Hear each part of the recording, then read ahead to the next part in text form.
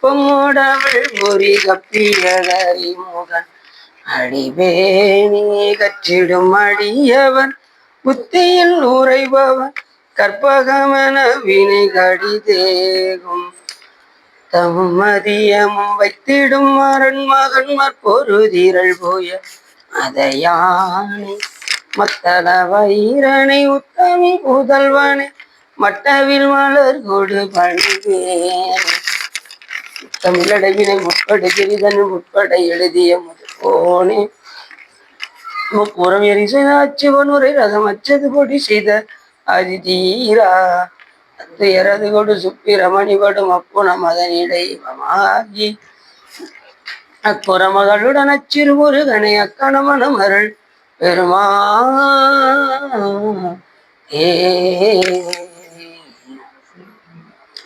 எந்தாயும் எனக்கருள் தந்தையும் நீ சிந்தாகுலமான வீதித்தெனையாள் கந்தா கதிர்வேளவனே உமையாள் மைந்தா குமரா மறைநாயகனே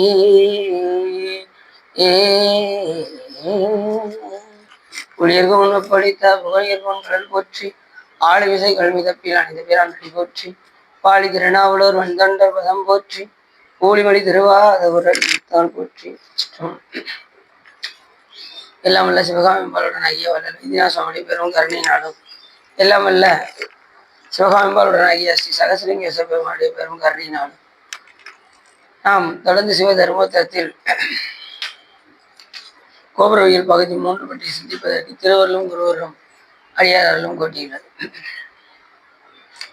எப்போதுமே ஒரு பாடலை சிந்தித்து விட்டுதான் செல்வோம். அதன் அடிப்படையில் என்று தேனை பாலினை திங்களை ஞாயிற்றை வானவென் அதிசூடிய மைந்தனை வேணிலானை மெழிவு செய்தியழல் ஞானமூர்த்தியை நான் மறக்கிற்பனே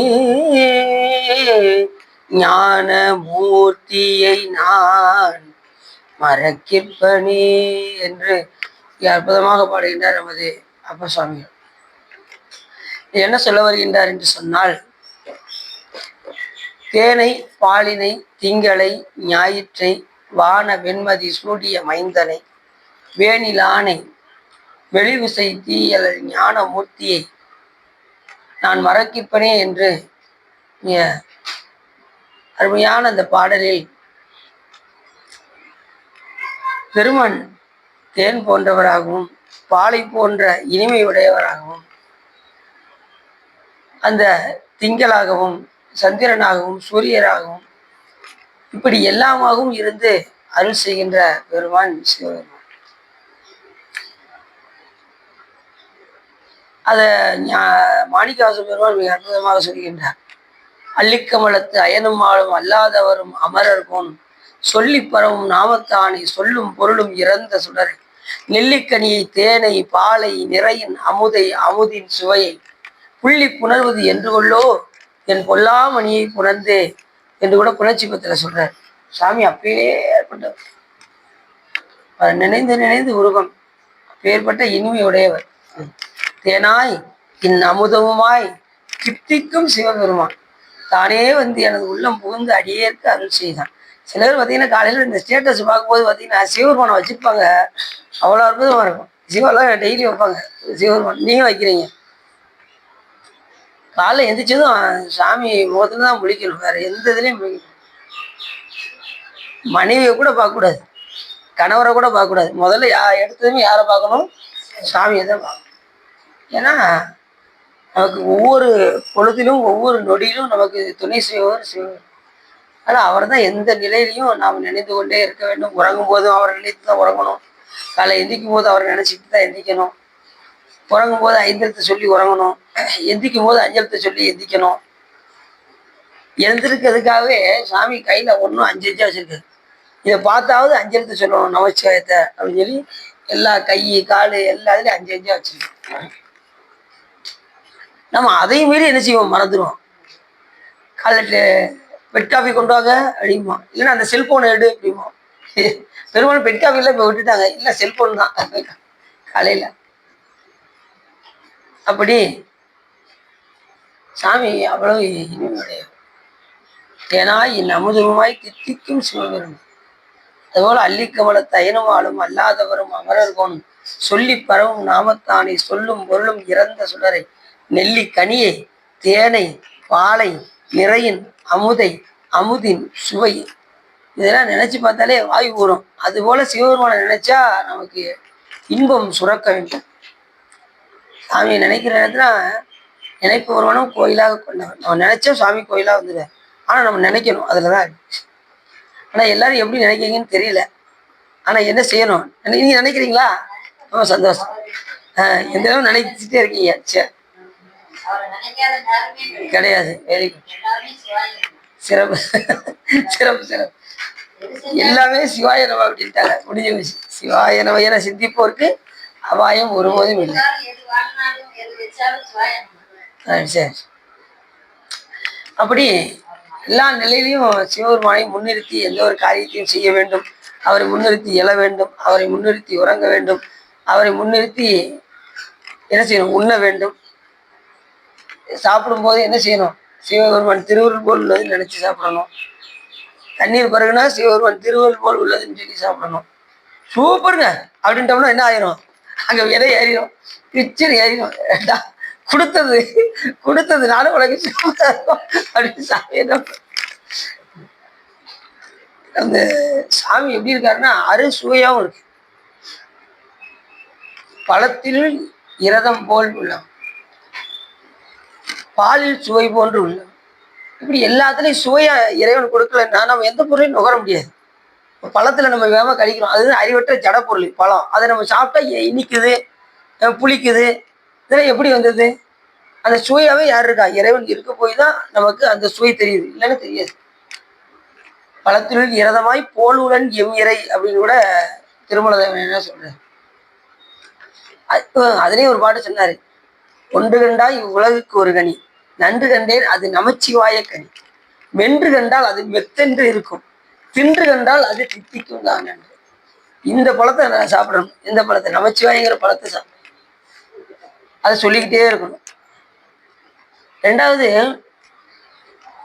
எதை மாத்திரை போல சாப்பிடணும், எதை உணவு போல விழுங்கணும் அப்படின்னு ஒரு கணக்கு இருக்கு. சாமி எப்படி அனுபவிக்கணும் அப்படின்னா, ஒரு பொருளை வாயில போட்டு சுவைப்போம் பார்த்தீங்களா, சுவைச்சு அப்படியே அசை போட்டு சாப்பிடுவோம் பார்த்தீங்களா, அது போல சிவபெருமான நினைக்கணும். பொதுவாக நினைந்து கொண்டே இருக்க வேண்டும். மற்ற கவலைகள் உலக இன்பங்கள் எல்லாம் டபக்குன்னு முழிக்கணும். மாத்திரை போட்டு டப்புன்னு முழிக்கிற பாருங்க, அது மாதிரி முழிக்கணும். அதை நினைச்சிக்கிட்டே இருக்கக்கூடாது. மற்ற விஷயங்கள் நமக்கு தேவையில்லை. இல்லை, இறைவன் ஒருத்தர் தான் வேணும். மற்றதெல்லாம் எல்லாம் நொடி பொழுது வந்து போகக்கூடிய இன்பங்கள். இந்த உலகத்து இன்பம்லாம் இதை மாத்திரை மாதிரி டக்குன்னு ஒரு தண்ணியை ஊற்றி டக்குன்னு முழுகிற மாதிரி முழிக்கும். அதை நினைச்சிக்கிட்டே இருக்கக்கூடாது. எந்த நிலையிலும் சிவபெருமானைத்தான் நாம் முன்னிறுத்தி செய்ய வேண்டும். அப்படி தேனை பாலினை திங்களை ஞாயிற்றை வானவெண் மதிசூடிய மைந்தனை. சாமி எப்படி இருக்காரு, உழவு முடியாத அந்த சந்திரனை தன் தலைமையில் உலாவுப்பா அப்படின்னு சொன்னக்கூடிய ஒரே கருணை படைத்தவர் சிவபெருமான். அது தச்சனுடைய அந்த சாபத்திற்கு இணங்கி ஒவ்வொரு கலைகளாக தேய ஆரம்பித்தது. கடைசி 3ஆம் முறை வரும்போது பிரம்மாட்ட ஓடினாரு, என்னால் ஒன்றும் செய்ய முடியாதுங்க. விஷ்ணுகிட்ட போனாரு, என்னால் ஒன்றும் செய்ய முடியாதுங்க. நேராக சிவபெருமான் திருவடியில் போய் விழுந்தாரு. சாமி அவரை தலையில் தூக்கி வைத்தார். உழவு முடியாத அந்த சந்திரனை உலாவும்படி செய்த பெருமான். அதனாலதான் நிலவு உலாவிய நீர்வழி வேணியன், அழகில் சோதியன், அம்பலத்து ஆடுவான். அவனை எந்த அழகு கொண்டு நாம் என்ன செய்ய முடியாது, சிவபெருமானை அளக்கவே முடியாது. இப்படி இந்த ஸ்கேலும் பத்தாது, இந்த ஸ்கேலும் பத்தாது. ஏன்னா அவர் அளவையெல்லாம் கடந்தவர், காலத்தை எல்லாம் கடந்தவர், காலாதீதன் பேரு. ஒருத்தர் 3 அடி அளந்தாரு, அவரால் என்ன செய்ய முடியல, சாமி அளக்க முடியல. இப்படி அளந்திருக்கணும், அவரால் அளக்க முடியல. இப்படி எந்த அளவுகோல் கொண்டும் இறைவனை அளக்க முடியாது. எல்லாவற்றையும் கடந்தவர் சிவபெருமான். அப்படி சாமி தேன் போன்று இருக்கக்கூடியவர், பாலில் சுவை போன்று இருக்கக்கூடியவர், சூரியனாக இருக்கக்கூடியவர், சந்திரனாக இருக்கக்கூடியவர். சூரிய சந்திரன் இல்லைன்னு வச்சுக்கோங்க, நம்ம இந்த உலகத்தில் வசிக்க முடியுமா? பகல்ல சூரியன் போன்று வந்து சுவாமி ஒளிய தர்றாரு, இரவு நிலவு போன்று வந்து சுவாமி அந்த நட்சத்திர பிரபைகளோடு சேர்ந்து நமக்கு இரவு பொழுதையும் நம்ம நல்லா கழிக்கும்படி செய்கிறார். நிலவு வரலன்னு வச்சுக்கோங்க, நம்ம என்ன ஆகும்? அமாவாசை மாதிரி இருண்டு இருக்கும். அமாவாசை இருளில் கூட கொஞ்சம் நமக்கு வெளிச்சம் தெரியும்னு வச்சுக்கோங்களேன், இல்லைன்னா ஒருத்தர் பார்க்க முடியாது. ஏன்னா சாமி எல்லா விதத்துலையும் இந்த உயிர்களுக்கு கறந்து செலுத்திக்கிட்டே இருக்கு. தேனை பாழினை திங்களை ஞாயிற்றை, ஞாயிறுனா சூரியன், சந்திரனா நிலவு, இப்படி சூரிய சந்திரனாகவும் வானிலாவிய வானில் இருக்கக்கூடிய சந்திரனை தலையில் சூடக்கூடியவராகவும் வேணிலானை மெலிவு செய்தியழல், இளவேநீர் காலமாக விளங்கக்கூடிய இளவேநீர் போன்ற காம எண்ணங்களை உடைய காமனாக விளங்கக்கூடிய மன்மதன் எங்க போனாரு? சிவபெருமானே மயக்கிறதுக்கு போனார். கைலாயத்துல காமத்துக்கு அங்க இடம் கிடையாது. அவர் போய் சிவபெருமானை போய் மயக்க போறாராம். எல்லாரும் சொன்னாங்க. ஏன் அப்படின்னா, இப்ப தேவர்கள்லாம் துன்பப்படுறாங்க. எதுல துன்பப்படுறாங்க? சூரபத்மனால தேவர்கள்லாம் துன்பப்படுறாங்க. இப்ப சாமியும் அம்பாலையும் சேர்த்தா அதுல வந்து ஒரு புத்திரன் வருவாங்க. அந்த புத்திரனை கொண்டு சூரபத்மனை அழிக்கலாம் என்று சொல்லி அங்க கீழே அம்பாளை பார்த்தா பார்வதி தேவியா இருந்து அம்பாள் கீழே தவம் செஞ்சுட்டு இருக்காங்க. மேல சிவபெருமான் தட்சிணாமூர்த்தி கோலம் கொண்டு அந்த 4 முனிவர்களுக்கும் உபதேசம் பண்ணிட்டு இருக்காரு. இப்படி 2 பேரும் தவத்துல இருந்தா எப்படி நமக்கு குழந்தை கிடைக்கும் அப்படின்னு சொல்லி தேவர்கள் எல்லாம் போய் சென்று கைலாய மலையில் சிவபெருமானை எப்படியாவது மயக்க முறை செய்ய வேண்டும் என்று தேவர்கள் எல்லாம் ஒரு முடிவு பண்ணாங்க. அப்ப இதுக்கு ஒரே ஆளு மன்மதனத்தை ஏவி விடணும். மன்மதனை சொல்லி பார்த்தாங்க. அவன் கேட்க மாட்டேன்னா கடைசி என்ன பண்ணா, நீ மட்டும் சொல்றதை கேட்கலன்னா நாங்க என்ன வேணாலும் செய்வோம் அப்படின்னு பயமுறுத்தி கடைசி அவன் என்ன பண்ணா, சரி கொட்டுப்பட்டாலும் போய் இன்னைக்கு அழிய போறது உறுதி, கொட்டுப்பட்டாலும் மோதிர கையாலே கொட்டுப்படுவோம், சரி சிவபெருமான் கையில இறப்பது ரொம்ப சிறப்பு அப்படின்னு சொல்லிட்டு மன்மதன் போனாரு. அந்த 5 மலர்கணைகளை எடுத்தாரு. அதான் விரல் மாறணைந்து மலர்வாடி சிந்த மிகவானிலிருந்து வெயில் காய மிதவாடை வந்து தளல் போல ஒன்ற வினை மாதர் தந்த வசைக்கூரனோட அருணைநாதர் பாடினார். அந்த விரல்மான் 5னா அந்த மன்மதன் ஏவக்கூடிய 5 மலர்கணைகளை கொண்டு அதுலயும் பார்த்தீங்கன்னா சாமி முதலே சொல்லிட்டாரு. அந்த தட்சிணாமூர்த்தி கோலம் கொண்டு உட்கார்றதுக்கு முன்னாடி நந்திய பெருமானை கூப்பிட்டாரு. இப்ப யார் வந்தாலும் உள்ள விட்டுறாது, ஒரே ஒரு ஆள் வருவான், மன்மதன் வருவான், அவனை மட்டும் உள்ள விட்டு இப்ப யாரையும் விடாதுன்னு சொல்லிட்டு தான் என்ன பண்ணாரு. என்ன சொல், செவ்வாய்க்கிழமை சொன்னேன். செவ்வாய் அங்க செவ்வாய் இல்லைன்னா புதன்கிழமை இருக்குன்னு சொன்னேன். உங்களுக்கு யாரும் சொல்லலையா? மெசேஜ் பார்க்கலையா நீயா? சரி சரி, யார்கிட்டயே கேட்டுக்கலாம்ல. சரி, இவர்களை மட்டும் உள்ளே விடு என்று சொல்லி சிவபெருமான் தியானத்தில் சென்றார். அந்த 4 முனிவர்களுக்கும் உபதேசம் செய்ய. அந்த 4 பேர் யாருன்னா பிரம்மாவுடைய புத்திரர்கள். ஜனகர், ஜனந்தனர், ஜனாதனர், ஜனத்குமாரர் என்ற 4 முனிவர்களும் கீழே அமர்ந்திருப்பார்கள். அவர்கள் எல்லாம் அறிந்தவர்கள். அவர் படிக்காத எதுவுமே கிடையாது அந்த 4 முனிவரும். ஆனா ஒரே ஒரு விஷயம் மட்டும் தெரியல.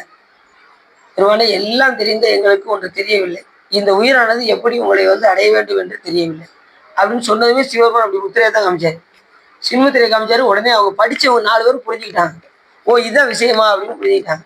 கண்மம் மாயை ஆணவம் என்கின்ற மும்மளவும் நீங்கி நீ என்னை வந்து அடைவாய் அப்படின்னு சாமி முத்திரை காமிச்சார். உடனே அதை அவங்க புரிஞ்சுக்கிட்டாங்க. இப்போ சாமி மோன நிலையில் இருக்கும்போது மன்மதன் உள்ளே வந்தான். உடனே நந்திய பெருமான் உள்ள விட்டார். 5 மலர்கலைகளை ஏவினார். சாமி நெற்றிக்கண்ணை திறந்தார். மன்மதன் அதான் வேணிலானை மெழுவு செய்தியழல், அவனை வந்து வெளிவடைய செய்து நெருப்பை கொண்டு எரித்தார். தன் நெற்றிக்கண்ணை கொண்டு எரித்த பெருமான் எங்கள் சிவபெருமான். அவன் எப்படிப்பட்ட ஞான மூர்த்தியை, அது எப்படிப்பட்டவன்? ஞானமூர்த்தி, எல்லாருக்கும் ஞானத்தை வழங்கக்கூடிய பெருமான். எல்லா சாமியும் எல்லாம் கொடுக்கும்.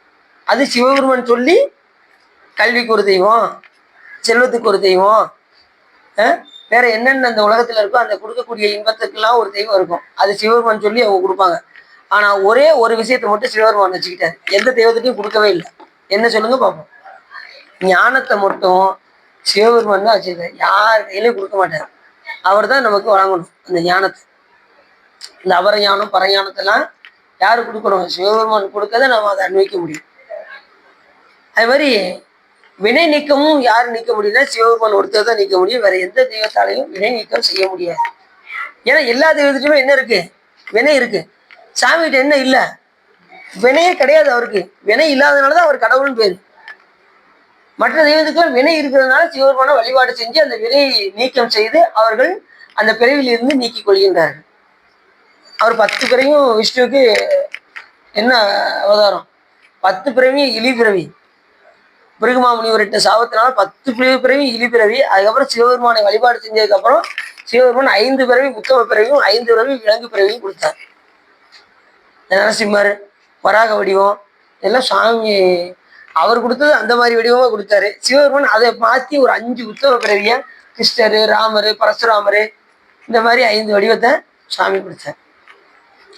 அது மூலியமா மக்களுக்கு என்ன சொல்லலாம் அப்படின்னு சொல்லி அவரை வச்சு, விஷ்ணுவை வச்சு சாமி பல பகவத்கீதை போன்ற நூல்களை எல்லாம் அறிவிக்க செய்தார். எல்லாமே சிவபெருமானுக்கு தெரியாம எதுவுமே நடக்காது. அது மாதிரி ராமாயணம், மகாபாரதம் போன்ற இதிகாசங்கள்லாம் எல்லா நூல்களும் நீங்க எடுத்து பார்த்தீங்கன்னா மூலம் என்னன்னா அவங்க சிவ பூஜை செய்திருப்பார்கள். பஞ்ச பாண்டவர்களா இருந்தாலும் சரி, கௌரவர்களா இருந்தாலும் சரி, அனைவருமே என்ன செய்வாங்க? சிவ பூஜை பண்ணியிருப்பாங்க. அதுதான் நோக்கம். அன்னைக்கெல்லாம் டிவியில நிகழ்ச்சியை பார்க்க முடியல. அப்படி சிவசக்தி திருவிளையாடல்னு சொல்லி போட்டு குழப்பி எடுத்து வச்சிருக்காங்க. சிவபெருமானே கண்ணீர் வடிக்கிற மாதிரிலாம் எடுத்து வச்சிருக்காங்க. அப்படிலாம் எடுக்கலாமா? இதை இதை இதை பார்க்கறதுக்கு பார்த்தீங்கன்னா யாரா இருந்தாலும் சரி, எனக்கு 1 மணி நேரத்துக்கு போன் போடாதீங்க, புரிஞ்சுதான் உங்களுக்கு பையங்க அப்படின்ட்டு 1 மணி நேரத்துக்கு எனக்கு போன் போட்டக்கூடாது. சிவசக்தி நாடகம் நான் ரொம்ப தொடர்ந்து பார்த்துக்கிட்டு இருக்கேன், போட்டாதீங்க அப்படின்னு வச்சிருக்காங்க. சரிட்டு அன்னைக்கு ஒரு நாள் இந்த வீட்டுக்கு போயிருந்தேன். அவங்க சிவா வாங்க, சிவா நீங்களும் வாங்க உட்காந்து சிவசக்தி நாடகம் பார்ப்போம் அப்படின்னாங்க. சிவசக்தி சரி 1 நிமிஷம் தான் உட்காந்து. சிவபெருமான் கண்ணீர் வடிக்கிறாரு. பார்த்தேன் சிவா, இதால என்னால பார்த்துக்கிட்டு இருக்க முடியல. ஆனா எதையோ அப்படியா எதையோ பாக்குறதுக்கு ஒரு சிவசக்தி நாடகமாவது பாக்குறான்னு நினைக்க வேண்டியிருக்கு. வேற வேலை சீரியலே பார்க்க கூடாது. அவ பூரா எடுக்கிறது பூராமே எதையோ எல்லாத்தையும் எடுப்பாங்க. நூல்கள் என்ன சொல்லப்பட்டிருக்கோ அப்படி எடுக்கணும். இவங்களா என்ன செய்யறாங்க? சொந்த கற்பனை பண்ணி சிவபெருமான் கண்ணீர் அடிக்கிறாரு, திடீர்னு சக்தியை கடத்திட்டு போறாங்க. இப்படி எல்லாம் நாடகம் எடுத்தா மக்கள் எப்படி கோயிலுக்கு போவாங்க சொல்லுங்க? அப்ப நீங்களும் பார்த்துக்கிட்டு தான் இருக்கீங்க. அப்ப பார்த்தீங்கன்னா எல்லாருமே சரி சரி சரி அப்படி உள்ளதை நம்ம பார்க்கக்கூடாது. ஏன்னா அறத்துக்கு புறம்ப செய்யற எதையும் பார்க்கக்கூடாது. அப்படி சாமி எப்படிப்பட்டவர்னா ஞானமூர்த்தி. அந்த ஞானத்தை சிவபெருமான் ஒருத்தர் எல்லா உயிர்களுக்கும் இயல்பாகவே ஞானத்தை வழங்குகின்ற பெருமான் ஞானமூர்த்தினே பேரு சாமிக்கு. ஞானம் என்பது இயல்பாகவே உங்களிடம் இருந்து தங்குவது. நீங்க சிவபுண்ணியை செய்ய செய்ய செய்ய செய்ய உங்களுக்கு அதுல 2 வகை ஞானம் இருக்கு. ஒன்று அபரஞானம், மற்றொன்று பரஞானம்.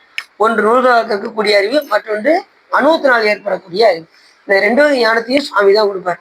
அது சொல்லும்போது சிவனடியே சிந்திக்கும் திருப்பெருகு சிவஞானம், பவமதனில் அறமாற்றும் பாங்கினில் ஓங்கிய ஞானம், ஓமையில்லா கலைஞானம், உணர்வறிய மெய்ஞானம், தவமுதல்வர் சம்பந்தர் தாமுணர்ந்தார் அந்நிலையில் என்று யார் சொல்றா? சேக்கிழார் சுவாமி சொல்றார். ஞானசம்பந்த பெருமான் ஞானப்பால் அருந்தினதுமே இந்த 2 வகை ஞானத்தையும் ஒரு சேர பெற்றார் என்று சேக்கிழார் சுவாமி சொல்றார். அப்படிப்பட்டது இந்த 2 வகை ஞானம். ஒன்று நூல்களால் கற்கக்கூடிய அறிவு, அனுபவத்தினால் ஏற்படக்கூடிய அறிவு. நூல் அறிவு கொண்டு நுழைவின் அப்படிங்கிறாரு நமது காரைக்கால் மேல சொல்றாங்க. நூல் அறிவுல நிறைய படிக்கணும். சாமி நூல்களை எடுத்து எடுத்து படித்து கொண்டே இருக்க வேண்டும். மற்ற நூல்களெல்லாம் படிக்கக்கூடாது. சிவநூல்களை மட்டுமே கற்க வேண்டும். மற்ற நூல்களை கற்கக்கூடாது. குமுதம், குங்குமம், ஆனந்த விடெல்லாம் என்ன செஞ்சிடணும்? தூக்கி அதெல்லாம் இப்ப நாங்க விட்டுட்டோம். அந்த புக்கெல்லாம் விட்டுட்டு வந்து வாரம் உணர்வு மட்டும்தான் வாரம் வாரம் வாங்கி பார்த்துட்டு.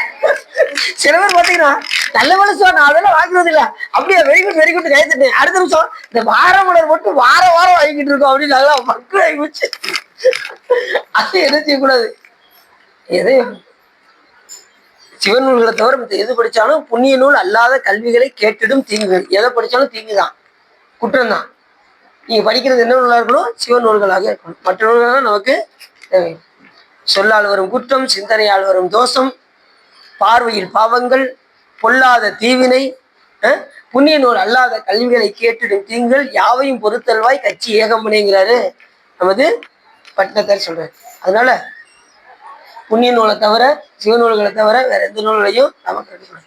சாமி எப்படிப்பட்டவர்? ஞானமூர்த்தி. எல்லா உயிருக்கும் ஞானத்தை வழங்கக்கூடிய மூர்த்தியாக வழங்கக்கூடியவர். அதை சொல்லும்போது சொல்றாரு, ஞான மூர்த்தியை நான் மறக்கிற்பனே. அப்படிப்பட்ட பெருமானை நான் எப்படி மறப்பேன்? எனக்கு ஞானத்தை வழங்கக்கூடிய அந்த பெருமானை நான் எப்படி மறப்பேன்? எனக்கு ஒவ்வொரு நிலையிலையும் ஒவ்வொரு சூழ்நிலையிலையும் நான் எத்தனை பிறவிலையும் என்னை ஒன்றாய் உடனாய் வேறாய் இருந்து இயக்குகின்ற அந்த பெருமானை, அந்த ஞானமூர்த்தியை நான் எப்படி மறப்பேன்? நான் மறந்து உய்வனோ என்று இந்த பாட்டுல யார் சொல்றா? அப்போ சாமி சொல்றார். அருமையான பாட்டு. தேனை பாடினை திங்களை ஞாயிற்றை. சாமிக்கு தேனால அபிஷேகம் பண்ணா அவ்வளவு சிறப்பு. தேனால அபிஷேகம் பண்ணா சுகம் கிடைக்கும் நமக்கு. நம்ம நித்தியமா எப்படி இருக்கான்? சுகமா இருக்கான். இதே வராது, சஞ்சலமே வராது சாமிக்கு தேனால அபிஷேகம் பண்ணா. அப்படி சொல்லிக்கிட்டு இருக்கும்போது தேன் அபிஷேகம் பண்ணா ரொம்ப நல்லதாச்சுவா அப்படின்ட்டு விறுவிறுன்னு தேன் கடைக்கு போயிருக்காங்க. ஒரு 500 ரூபா விடுங்க அப்படின்ட்டு இருக்காங்க. 500 ரூபாயா? நான் ரொம்ப இல்லைனாலும் கொஞ்சமாவது நமக்கு தகுதிக்கு எவ்வளவு முடியுமோ வாங்கி வாங்க. சரி, அதையாவது என்ன செஞ்சிடலாம், வாங்கி கொடுத்தா அபிஷேகம் செஞ்சு. ஏன்னா அவ்வளவு சிறப்பு, சுகம் கிடைக்கும். இல்லை போட்டுக்காங்களா? ஏன் நன்மக்கள் பெறுதலாம், ரெண்டாவது நல்ல குழந்தைகளும் கிடைக்கும். என்ன ரெண்டாவது பால் விஷயம் பண்ணா என்ன போட்டிருக்கு? ஆயில் விருத்தி.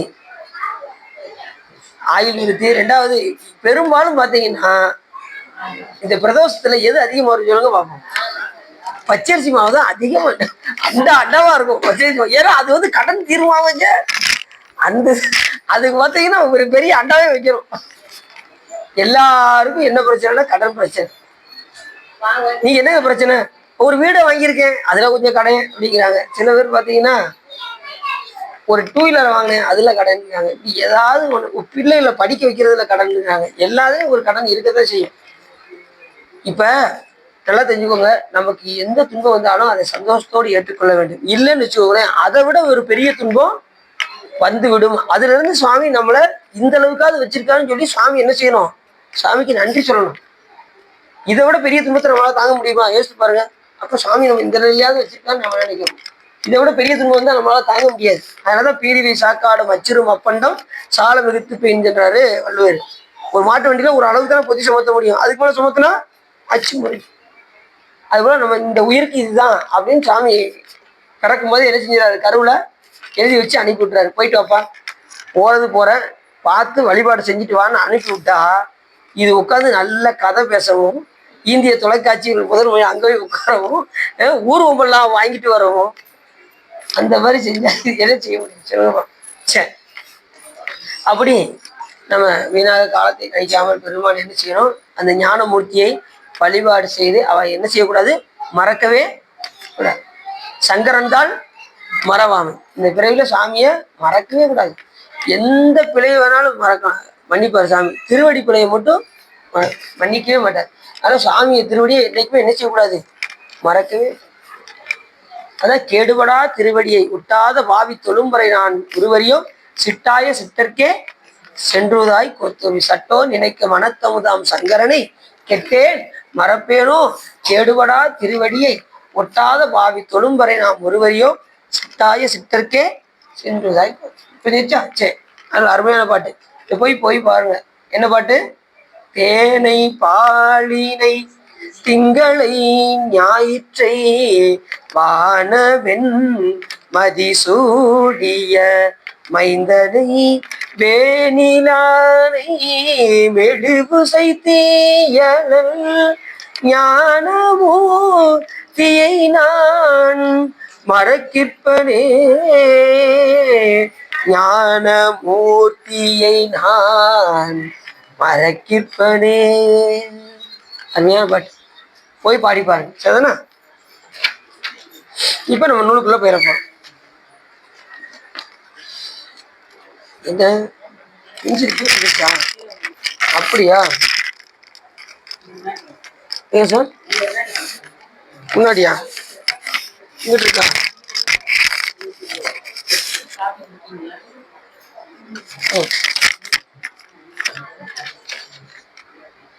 சரி, இல்லையா?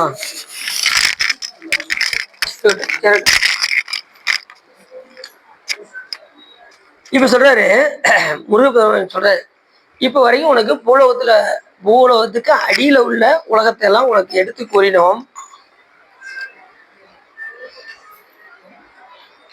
கீழ்த்திசையில், அதாவது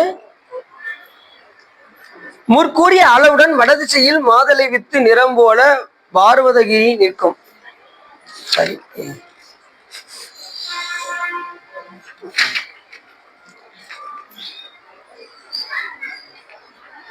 முனிவனே, யார சொல்றாரு? அகத்திய முனிவனே அப்படின்னு சொல்லி முருகப்பெருமான் சொல்றாரு. அகத்திய முனிவனே, இப்படி மேலே இருக்கிற பூமி முடிவாக பிரம்மாண்டத்தின் கீழ்பாகத்தினுடைய சொரூபத்தை ஒழுங்குபட சொன்னோம். முருகப்பெருமான் சொல்றாரு, ஒழுங்குபட சொன்னோம். இனி உனக்கு சிறப்பை உடைத்ததாய் பூலோகத்தின் நடுவே இருக்கும் மகா மேருவையும் அட்டகுல பர்வதங்களையும் நவகண்ட முதலியவற்றையும் சொல்வோம், நீ அறிவாயாக. அப்பூலோகம் எவ்வளவு அகலம் எண்ணில் 100 கோடி யோசனையாய் இருக்கும். பூலோகம் மட்டும் எப்படி இருக்குமா? 100 கோடி யோசனை தூரம். ஒரு யோசனை தூரமே நம்மளால தாங்க முடியாது. 100 கோடி யோசனை தூரம் இந்த பூலோகம். அதுக்கு சற்று மேல என்ன உலகம் இருக்கு? மேரு உலகம். மேரு அப்படின்னாலே மேல்னு தான் அர்த்தம். இப்ப கைலாயத்தை எடுத்துக்கிட்டீங்கன்னு வச்சுக்கோங்களேன், இந்த பூலோக கைலாயம் இருக்கு, சற்று கொஞ்சம் மேல மேரு கைலாயம் இருக்கு, அதுக்கு மேல மகா மேரு கைலாயம் இருக்கு. அங்கதான் சாமி எப்படி இருப்பாரு? சுத்த சிவமா இருப்பாரு. மேரு கைலாயத்துல அனந்த தேவர் இருப்பாரு, பூலோக கைலாயத்துல ஸ்ரீகண்ட பரமேஸ்வரர் இருப்பார். இப்படி ஒவ்வொரு கைலாயத்திலையும் சாமி வீட்டிருப்பார். ஸ்ரீகண்ட பரமேஸ்வரர், அனந்த தேவர், அதுக்கு மேல சதாசிவமூர்த்தி, அதுக்கு மேல சுத்த சிவம். இப்படி கைலாயத்திலே பல வகைகள் உண்டு. இப்ப நாம எங்கெங்க போகணும் அப்படிங்கிறது கைலாயங்கிறீங்க. இப்ப நாம எந்த கைலாயத்துக்கு போகணும்னா ஸ்ரீகண்ட பரமேஸ்வரர் உலகத்துக்கு தான் நாம் எல்லாம் 24 தத்துவம் கட்டாச்சுன்னா நம்ம அந்த ஸ்ரீகண்ட ருத்ரர் உலகத்துக்கு நாம் செல்வோம். அந்த உலகத்துக்கு செல்வோமே தவிர சிவனுடைய உருவத்தை பெற முடியாது. கொஞ்சம் ஓரளவுக்கு சிவபுண்ணியங்கள் நிறைய செஞ்சிருந்தா அந்த உலகத்தில் போய் வசிப்போம். அதுக்கு மேல தவம் செஞ்சிருந்தா அங்க போய் சிவபெருமானுக்கு அருகாமையில் இருப்போம். இன்னும் கொஞ்சம் தவம் கூட இருந்ததுன்னா சிவபெருமானுடைய உருவத்தை பெற்றிருப்போம். இன்னும் கொஞ்சம் தவம் கூட இருந்ததுன்னா சிவபெருமானோடு கலந்து விடுவோம். அந்த மாதிரிதான் நம்மளுடைய வாழ்வு. பொன்மயமான அம்மகா மேருவானது முற்கூறிய பாதாளத்துக்கு மேலாகி 7 சமுத்திரங்களாலும் சூழப்பட்ட பூமியின் நடுவே பொருந்தி பூமிக்கு கீழ் 16,000 யோசனை அளவு புதைந்து பூமிக்கு மேல் 84,000 யோசனையும் போல் விளங்கும். இந்த எதுக்கு கீழே? பாதாளத்துக்கு கொஞ்சம் மேல மேருவானது மேலாகி 7 சமுத்திரங்களாலும் சூழப்பட்ட பூமியின் நடுவே பொருந்தி பூமிக்கு கீழ் 16,000 யோசனை அளவு புதைந்து இந்த மேருவானது இருக்கும். அதாவது பாதாள உலகத்துக்கும் பூலோகத்துக்கும் நடுவுல மைய பகுதியில இந்த உலகம் விளங்குது. அப்ப ஒவ்வொரு உலகத்தையும் சாமி எப்படிலாம் வச்சிருக்காரு பாருங்க. பூமிக்கு அடியில் இவ்வளவு இருக்காங்கன்னு நம்ம இப்பதான் யோசிக்க வேண்டியது. சாமி சொல்ல போய் தான் தெரியுது, இல்லைன்னா நமக்கு தெரியுமா? நூல்களை எதுவும் சொன்னா தான் தெரியும், இல்லைன்னா நமக்கு என்ன செய்யாது. நம்ம அறிவு கொண்டெல்லாம் யோசனையே பண்ண முடியாத அளவுக்கு உள்ள உலகங்கள் நிறைய இருக்கு. அம்மகா மேருவின் அடி விரிவு 16,000 யோசனை, அதன் நுனி விரிவு 36,000 யோசனை. அது எவ்வாறெனின் தாமரக்காய் போல் அடி சிரித்து நுனி விரித்து முடிவு பெறும். அடி சிரித்து நுனி விரித்து, அந்த தாமரை விதை எப்படி முனையில் அப்படி விரிந்து இருக்குமோ அது போன்று உலகம் இருக்குமா கீழே இந்த மேரு கையில். மகாமேரு.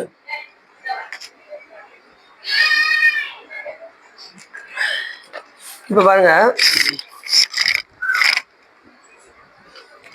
இது எதனால சொல்லப்பட்டது? 7 சமுத்திரங்களால சொல்லப்பட்டது.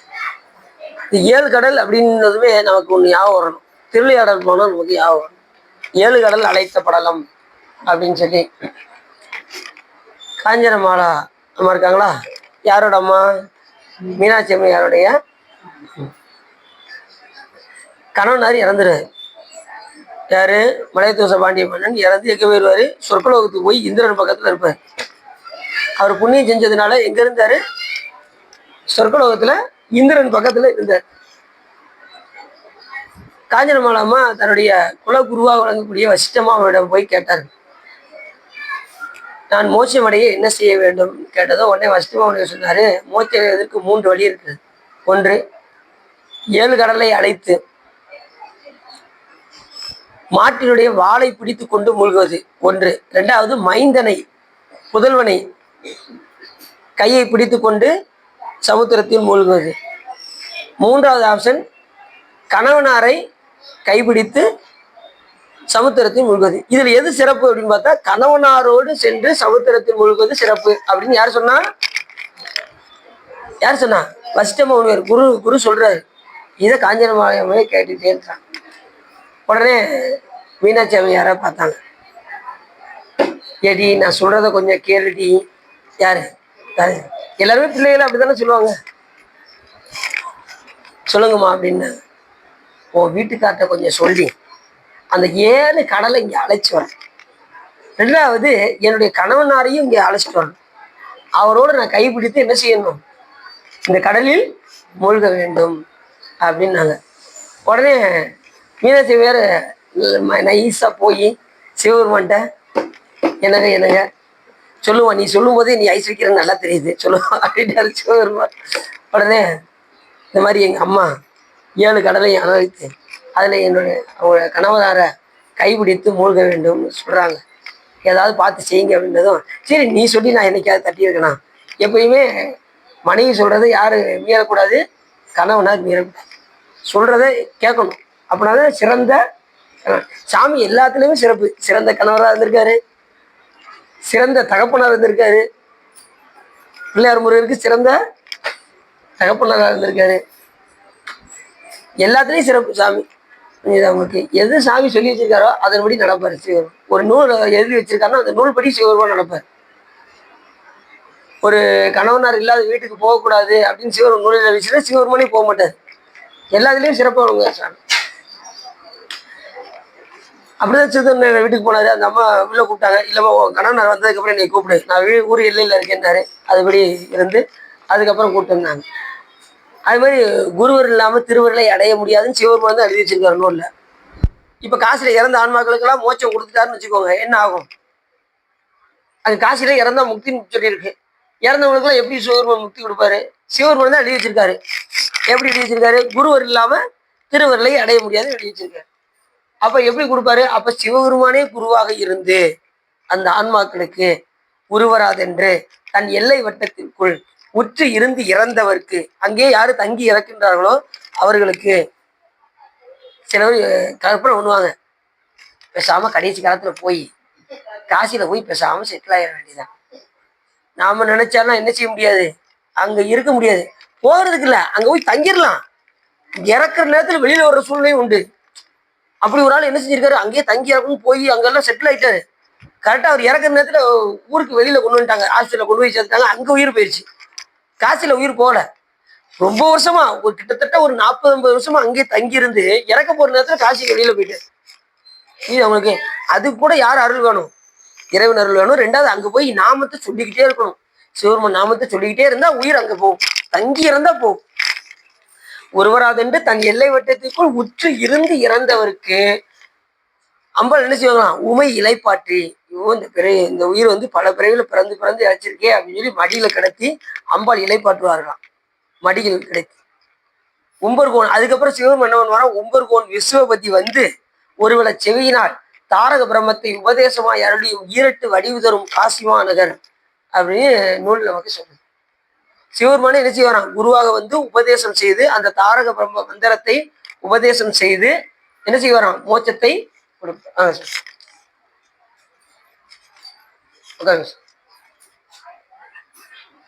அப்ப சிவபெருமான் விதித்த அறத்தை சிவபெருமான் மீற மாட்டார்.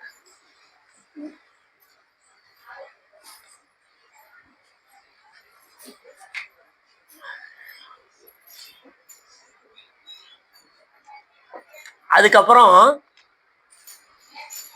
7 கடலை வர வச்சுட்டாரு சாமி. எங்க வச்சுட்டாரு, எங்க வர வச்சாருங்களா, மதுரைக்கு வந்துருச்சு 7 கடலும்.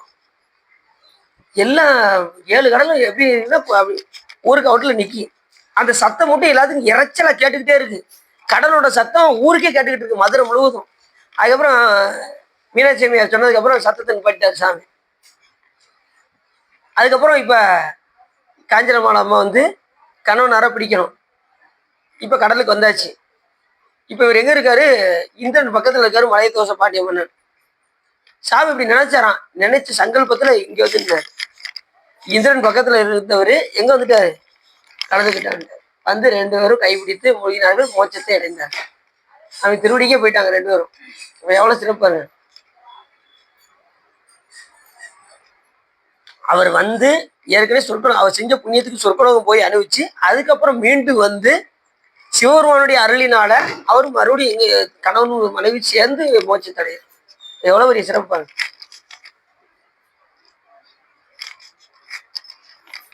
ஏற்கனவே நம்ம திருவிழா நம்ம நிறைய எடுத்திருக்கோம், இவ்வளவு பேசியிருக்கோம்ல. ஸோ அது வந்து நீங்க வந்து 1999 நினைக்கிறேன் அப்படின்னு ஒரு 5-6 வருஷத்துக்கு முன்னாடி எடுத்தோம். வரல அப்ப என்ன திருவிழா எடுக்கும்போது இல்லையா, இது கொரோனா டயத்துல எடுத்தோம், 2019 ஆச்சு. சரி, அப்படி சாமி எதையும் செய்வாரு, சங்கல்பத்துல சாமி எதையும் செய்ய நினைச்சா டக்குன்னு. அது மாதிரி கல்யாணம் முடிக்கிற நேரத்துல மீனாட்சி பேருக்கு திருமணம் ஏற்பாடு நடந்துகிட்டு இருக்கு. அண்ணன் கல்யாணத்துக்கு வரல, அவர் வைகாத்துல நின்றுறாரு பெருமாள். இப்ப அம்மா மட்டும் தான் தனியா நிற்காங்க, சிவபெருமானை எதிர்பார்த்துக்கிட்டு இருக்காங்க. இப்ப என்ன பண்ணிட்டாங்க, இப்ப கல்யாணத்துக்கு எல்லாம் ஏற்பாடும் ஆயிடுச்சு. இப்ப மெயினா வந்து அம்மையார் யாரை எதிர்பார்ப்பாங்கன்னா, கணவனாரை கூட முதல்ல எதிர்பார்க்க மாட்டாங்க, அண்ணனை முதல் நினைப்பாங்க. யாருமே அப்படித்தானே இருப்பாங்க. முதல்ல அண்ணன் இருந்தாதான் அவங்களுக்கு கொஞ்சம் மனம் நிம்மதியா இருக்கும். உடனே சிவபெருமானே அங்க எப்படி வர்றாரு, திருமலை வர்றாரு கல்யாணத்துக்கு. இப்ப அந்த மீனாட்சி அம்மையாரும் சிவபெருமான் தான். இப்ப அந்த கல்யாணத்துக்கு வந்திருக்க திருமணம் யாரு, சிவபெருமான் தான். இப்ப கல்யாணம் ஏற்பாடு நடக்கு. அந்த திருமணத்துல யாரு முன்னாடி இருக்காருன்னா, விநாயகர் பெருமான் முன்னாடி இருக்காரு. கல்யாணம் முடிக்கிற முன்னாடி எப்படி விநாயகர் அப்படின்னா அவர் மூலப்பொருள், ஆனா நம்ம குழந்தைன்னு சொல்றோம், ஆனா அம்மையப்பொருளுடைய வடிவம் தான் விநாயகர். புரியுது. அப்படி சாமி இப்ப திருமலா இருக்காரு, மீனாட்சி அம்மையாரா இருக்காரு. இப்ப என்ன மாப்பிள்ளைய காணும் காணும் காணும் தேடுறாங்க. சிவபெருமான் கைலாயத்துல இருக்காரு. கடைசி ஒரு நொடிதான் டக்குன்னு அங்கிருந்து எங்க வந்துட்டாரு, திருமண இடத்துக்கு வந்து டக்குன்னு திருமங்கலியத்தை கேட்டாரு. பெருமாள் வந்து தாராவத்தை கொடுக்குறாரு. ஆனா அங்க பெருமாள் தாராவத்தை கொடுத்தது யாரு, சிவபெருமானே. அந்த 3 மூர்த்தமே சிவபெருமானுடைய வடிவம். அதுக்கு கல்யாண சுந்தரமூர்த்தி என்று பெயர். அந்த மூர்த்தத்துக்கு எல்லா பத்திரிகையிலுமே இந்த அட்டப்படத்தை போடுவாங்க, பார்த்துருக்கீங்களா? திருமணம் முடிக்கும் போது இப்படி தாராவத்தை கொடுக்குற மாதிரி இந்த 3 பேர் நிக்கிற மாதிரி உள்ள இதை எல்லா திருமணத்திலையுமே போடுவாங்க, பார்த்தீங்கன்னா தெரியும். இது வந்து சிவபெருமானுடைய போகமூர்த்தம். போகமூர்த்தம், வேகமூர்த்தம், யோகமூர்த்தம் இருக்கு. யோக வடிவம் வந்து தட்சிணாமூர்த்தி, வேக வடிவம் வந்து காலனை எட்டி உதைச்சது, காமனை எரிச்சது, இது பூராமே வேக வடிவம். இது வந்து குடும்பத்தோடு இருந்து அருள் பாலிக்கிறது, குடும்ப சமேதமா குழந்தை குட்டியோடு இருந்து அருள் செய்யக்கூடிய ஒரே கடவுள் சிவபெருமான் தான், வேற எந்த தெய்வமும் கிடையாது. குழந்தை குட்டியோட வேற எந்த தெய்வத்தை பார்த்துருக்கீங்களா? நீங்க பார்த்துருக்க முடியாது. சரி, அப்படி 7 சமுத்திரத்திற்கும் நடுவே அதுக்கு கீழே எப்படி இருக்கு, அந்த பூலோகத்துக்கு கீழே பாதாள உலகத்துக்கு மேல இந்த மேருவானது விளங்குகின்றது. மகாபெருவின் அடி விரிவு 16,000 யோசனை, அதன் நுனி விரிவு 30,000 யோசனை. அது எது போல வருங்கிறதுனா தாமரை காய் அடி சிறுத்து நுனி விரிந்து முடிவு வரும். அது போல இது ஒன்றுக்கொன்று அதிகமாய் 3 மேகலை பொருந்தும் இந்த உலகம். அவை வருமாறு மேருவின் அடியில் அந்த அந்தராளம் 20,000 யோசனை உயரம். அதற்கு மேல் முதல் மேகலையின் உயரம் 3000 யோசனை. மேகலைங்கிறது மேல இருக்கிறது, இது அடியில் இருக்கிறது. இந்த ஒவ்வொரு அந்தராளம் அந்த மேருவுக்கு இதுல ஒவ்வொரு உலகமும் அடி சிறுத்து நுனி விரித்து இப்படி ஒவ்வொரு உலகமா இருக்கு. அது ஒவ்வொன்றும் ஒவ்வொரு 30,000 யோசனை 15,000 யோசனை தூரத்துல ஒவ்வொரு உலகமும் இப்படி விரிந்து விரிந்து விளங்குதான். நம்ம இந்த உலகத்தை பார்த்துக்கிட்டே என்ன செய்யறோம், இதுவே பெருசுன்னு நம்ம நினைச்சிட்டு இருக்கோம். இதுக்கு மேல இது ஒரு யோசனை தூரம் தான் இந்த உலகம்.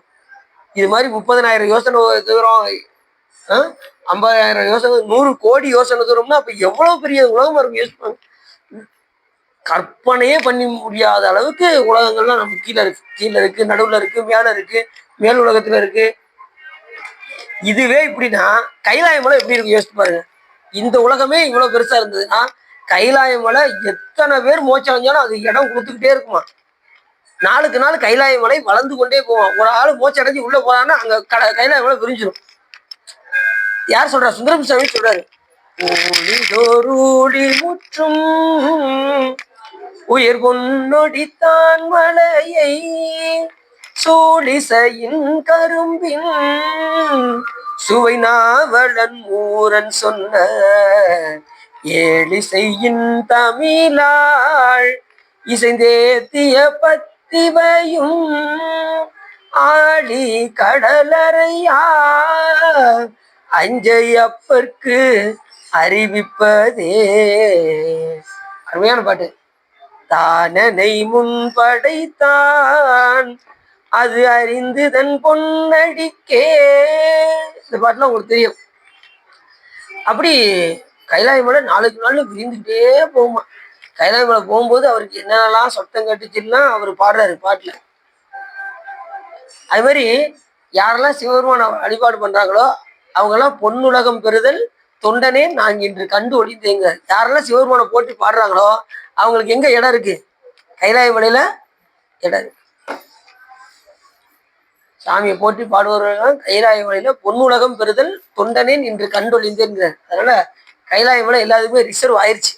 எல்லாரும் தேவார திருவாசம் பாடினாலே கைலாய மலை ரிசர்வ் ஆயிடுச்சு. சரி, ஆனா அதை தக்க வைத்துக் கொள்ள வேண்டும். அதுதான் ரொம்ப முக்கியம். அதுதான் ரொம்ப கஷ்டம். அதை தக்க வைக்கிறது இருக்கு பாருங்க. அடியோட சேர்ந்து இருந்தா படிப்பீங்க. வீட்டுல போய் தனியா ரொம்ப நேரம் படிப்பீங்களா? 1 மணி நேரம் யாரும் வர்றீங்களா? 1 மணி நேரம் தான் உட்காரும். நீங்க சொல்ற ரூல்ஸ் எல்லாம் கரெக்டா தான் இருக்கு. வீட்டுல உட்கார்ந்து இந்த பாடம் உட்காரும் போதுதான் திடீர்னு கொட்டாய் விடுறது. அவங்க சொல்லிட்டாங்க கொட்டாய் வருதோ இல்லையா போன் மெயினா வந்துருது. நீங்க போன்ல என்ன செஞ்சிடணும்? சைலன்ஸ்ல போட்டுரும். பாட்டு பாடும்போது என்ன செஞ்சிடணும்? சைலன்ஸ்ல மனம் ஒன்றி பாடணும். அதுலதான் விஷயம் இருக்கு. மனம் ஒன்றணும். நேரத்தோட போட்டிருந்தேன், சிதம்பரத்துக்கு மனம் ஒன்றி சென்றால் என்ன நிகழும்? யாராவது கேட்டீங்களா? கேட்டீங்க? வேற யாராவது கேட்டீங்களா? சிவா அதுல பாருங்க, ஒரு டக்கு டக்கு டக்கு டக்கு டக்குன்னு அடுத்த செகண்ட்ல நாங்க என்ன செஞ்சிருவோம்? அந்த ஸ்டேட்டஸ் எல்லாம் இப்படிதான். வேற அதை ஓபன் பண்ணி பாக்குறது விஷயம் எல்லாம் எங்களுக்கு கிடையாது. அடுத்து எங்களுக்கு ஏகப்பட்ட வேலை இருக்கு. ஏகப்பட்ட வேலை ஸ்டேட்டஸ் வச்சிருப்பாங்க. நாங்க அதெல்லாம் பார்க்க மாட்டோமா? எங்களுக்கு வேலை இருக்கு. பாத்தீங்கன்னா எல்லாரும் ஒருத்தர் நான் ரொம்ப சந்தோஷப்படுவேன். பரவாயில்ல இவ்வளவு பேர் பார்த்திருக்காங்க அப்படின்னு பார்த்தா ஒருத்தர் கேட்டேன், ஸ்டேட்டஸ் வச்சு பார்த்திருக்கீங்க உங்களுக்கு? அவன் அவன் வழக்கம் போல டக்கு டக்கு டக்கு டக்கு அடுத்த அப்ப பாக்கல நீங்க அப்படித்தானே அப்படின்னு. எப்படி கரெக்டா சொல்லிட்டீங்களே அப்படின்னு. நம்ம எல்லாம் பார்க்கட்டும்னு சொல்லி வச்சா சரி, யூடியூப்ல போய் வைக்க முடியல, தனியா ஒரு சொற்பொழி வைக்கிறோம்ல, அதையாவது பார்க்கணுமா வேண்டாமா? சார் நீங்க என்ன சொன்னீங்க? நான் அதுல கேட்கல, நீங்க நேரடியாக சொல்லிருங்க. சார் எனக்கே மறந்து போச்சு. நீங்க எனக்கு இன்னொருக்கு போய் பார்த்துக்கோங்க அப்படின்னு. சரி ரைட்டு. அதாவது நேரத்துல சில முக்கியமான விஷயங்கள் வச்சா என்ன செய்யணும்? பார்க்கணும் என்ன வச்சிருக்காங்க அப்படின்னு பார்க்கணும். சிதம்பரத்துக்கு மனம் ஒன்றி சென்றா சிவபெருமான் எப்போ வந்தேன்னு கேட்பாரு, ஏதாவது வேணுமான்னு கேட்பாரு. அப்படி போகும்போது அவர் என்ன சொன்னாரு? பக்தனாய் பாட மாட்டேன் பரமனே பரமயோகி எத்தினால் பக்தி செய்கேன் என்னை நீ இகழ வேண்டாம். முத்தனே முதல்வாத்தில்லை அம்பலத்தாடுகின்ற அத்தா உன் அடியேன் உன் ஆடல் காண்பான் அடியனேன் வந்தவாறே என்று அந்த பதியத்தை பாடினாரு. உடனே வேற ஏதாவது வேணுமான்னு கேட்டாரு. உடனே அம்பாலும் சேர்ந்து ஆடணும்னு சொன்னாரு. வேற ஏதாவது வேணுமான்னு கேட்டாரு. அதை நான் அடியார் கூட்டத்தோடு இருந்து பார்க்கணும்னாரு. எல்லாத்தையும் சிவபெருமான் கொடுத்தாரு. வேண்டுவாருக்கு வேண்டுவன ஈவான்னு கண்டார். நம்ம எது கேட்டாலும் கொடுப்பாரு. ஆனா கேட்கறது பார்த்து கேட்கணும். சிவபெருமான் என்ன கேட்கணும்னு நினைச்சு நாம கேட்கக்கூடிய எண்ணங்கள் வந்து உயர்வாக இருக்கும். அற்பத்தனமா உலக நோக்கியே என்ன செய்யக்கூடாது, சாமிகிட்ட போய் கேட்கக்கூடாது. எல்லாமே உயர்ந்த பொருளாக சிவபெருமானை அடைவதற்கு உண்டான வாய்ப்புகளை எல்லாம் சாமிகிட்ட கேட்கணும். அது மேல மெயினா முக்கியமா என்ன கேட்கணும், அவன் மேல அன்பு ஒன்றை மட்டுமே கேட்கணும். அன்பிற்கு உண்டோ அடைக்கும்டால் புன்கணீர் பூசல். அன்புடையார் எல்லாம் உடையார்னாரு. அன்பு சாமி மேல அன்பு வந்துருச்சுன்னா நமக்கு எல்லாமே கிடைக்குமா. இப்ப ஒவ்வொருத்தரும் எவ்வளவு அன்பு வச்சிருக்கீங்க யாரால அறிய முடியும் அப்படின்னா சிவபெருமான் ஒருவரால் தான் அறிய முடியும். ஒவ்வொருத்தருக்கும் சாமி மார்க் கொடுத்துருப்பாரு. இது 10% தான் அன்பு செலுத்திருக்கு, இது 20%, இது 50%. யார் 100க்கு 100? ஞானிகள் தான் 100க்கு 100 எடுத்து அவங்களாம் பாஸ் பண்ணி எங்க போயிட்டாங்க, சிவபெருமான். நம்ம ஜஸ்ட் 35 மார்க்காவது எடுத்து பாஸ் பண்ணணும்னா வேண்டாமா? யோசிச்சு பாருங்க. இப்ப சாமி என்ன செய்யறாரு, இப்ப நம்ம ஒவ்வொரு வட்டமும் ஃபெயில் ஆகிட்டே இருக்கோம் தெரியுமா உங்களுக்கு. ஒவ்வொரு பிள்ளையும் ஃபெயில் ஆகிட்டே இருக்கும். இப்ப அன்னைக்கு ஒரு நாள் சொன்னேன், 6ஆம் கிளாஸ் பிள்ளையில போய் 5 முடிச்சுட்டு எலிமெண்டரி ஸ்கூல் முடிச்சுட்டு 6ஆம் கிளாஸ் கொண்டு போய் சேர்க்குறீங்க பிள்ளைய. எப்படியாவது இந்த 6 வருஷத்தை முடிச்சுட்டு 12 முடிச்சுட்டு எப்படியாவது வெளியில வந்துடணும் அப்படின்னு கொண்டு போய் சேர்க்குறீங்கல்ல. முடிச்சுட்டு வரணும்ல. அவன் ஃபெயில் ஆகி 10 வருஷம் உட்காந்துருந்தானா சரி வருமா? அதே போல சிவபெருமான் நம்மளை வரும்போதே இந்த உலகத்துல விடும்போதே இப்ப நல்லபடியா பாஸ் பண்ணி ஒரே சிந்தனையா இருந்து உலக நோக்கு இல்லாம இறை சிந்தனையோடு இருந்து வாப்பா அப்படின்னு சொல்லி அனுப்பிச்சு விட்டா நம்ம ஒவ்வொரு வருஷமும் உட்காந்து ஃபெயில் ஆகிக்கிட்டே உட்காந்துட்டு இருக்கோம். இங்கேயே உட்காந்துட்டு இருக்கோம். இது தப்பிச்சு போறதுக்கு உண்டான வாய்ப்பே இல்லாம அப்படிதானே இருக்கு. சாமி எவ்வளவு நீ கருணை செய்யறாரு யோசிச்சு பாருங்க. ஒவ்வொரு பிறையிலையும் நம்மளை அனுப்பி விடுறாரு. நம்ம வழக்கம் போல ஃபெயில் ஆகி இங்கேயே உட்காந்து எத்தனை வருஷம் வேற ஒன்றும் இல்லை. இப்போ நம்ம 6ஆம் கிளாஸ்ல ஒவ்வொருத்தரும் பார்த்தீங்கன்னா 5 வருஷம் உட்காந்துருக்காங்க, 6 வருஷம் உட்காந்துருக்காங்க. அவங்கள பார்த்தா என்ன சொல்லுவான், இப்போ இத்தனை வருஷம் உட்காந்துருக்கியப்பா. வாத்தியாரே என்ன செய்வாரு, கேட்பாரா கேட்க மாட்டாரா? அதே போல சிவபெருமான் நம்மளை என்ன செய்வாரு, ஒவ்வொரு பேரையும் இப்படி உட்காந்துட்டு இருந்தோம்னா நம்ம ஆவியை வற்புறுத்துறாராம் சிவபெருமான். நம்ம ஆவியை வற்புறுத்தி பிறப்பில் பெருமான் திருந்தடிக்கில் பிழையாத வண்ணம் ஒவ்வொரு பிறனையும் நம்ம ஆவியை வற்புறுத்துறாரு. நாம ஈடு கொடுக்க மாட்டேங்கிறோம். உருவிட்டு ஓடத்தான் பார்க்குறோமே தவிர சாமியை என்ன வேண்டும் என்கின்ற விருப்பமே நமக்கு வரமாட்டேங்குது. அந்த அளவுக்கு இறைவனோடு என்ன செய்யணும், ஒன்ற வேண்டும். சரி, அடுத்து வந்து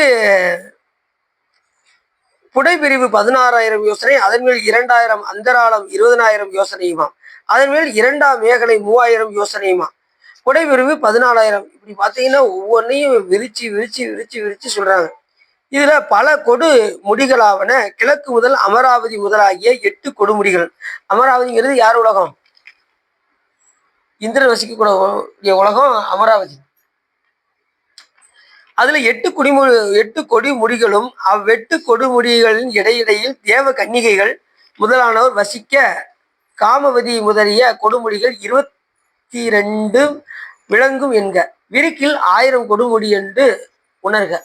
இப்படி ஒன்றையும் நினைச்சு பார்த்தாலே அவ்வளவு பயங்கரமா இருக்கு. ஒவ்வொரு உலகம் அமராவதி அவ்வளவு இதா இருக்கு.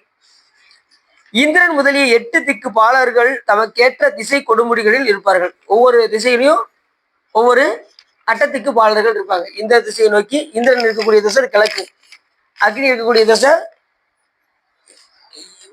என்ன கிழக்கு, தென்கிழக்கு. இந்திரதேவன், அக்னி தேவன், யமதேவன், நிருதிதேவன், வர்ணதேவன், வாயுதேவன், குபேரதேவன், ஈசானதேவன். இப்படி 8 திக்கிலும் அட்டத்திற்கு பாலர்கள் இருப்பாரு. சாமி வந்து அட்ட திசையை நோக்கியுமே சாமி அட்ட மூர்த்தமா இருப்பாரு. சூரிய சந்திரனா இருப்பாரு, சூரியனா இருப்பாரு, சந்திரனா இருப்பாரு, உயிருக்கு உயிரா இருப்பாரு, நீரா இருப்பாரு, நிலமா இருப்பாரு, காற்றா இருப்பாரு, நெருப்பா இருப்பாரு. இப்படி எல்லாமாவும் இருப்பாரு சாமி. அதுக்கு ஒவ்வொருத்தரும் ஒரு பேர் இருக்கு சிவபெருமானுக்கு. நிலத்தை உருவமாக கொண்டிருக்கும் போது அவருக்கு என்ன பேரு, சரவன்னு பேரு. நீரை உருவமாக கொண்டிருக்கும் போது அவருக்கு பவன்னு பேரு. காற்றை உருவமாக கொண்டிருப்பது உக்கிரன்னு பேரு. நெருப்பை உருவமாக கொண்டிருப்பது அவருக்கு ருத்ரன்னு பேரு. சந்திரனை உருவமாக கொண்டிருப்பது அவருக்கு மகாதேவன் பேரு. அப்புறம் உயிரை உருவமாக கொண்டிருக்கும் போது அவருக்கு பசுபதி என்று பேர். இப்படி ஒவ்வொரு நிலையிலையும் சிவபெருமானுக்கு ஒரு பேர் இருக்கு. அட்டமூர்த்தமா இருக்கிறது.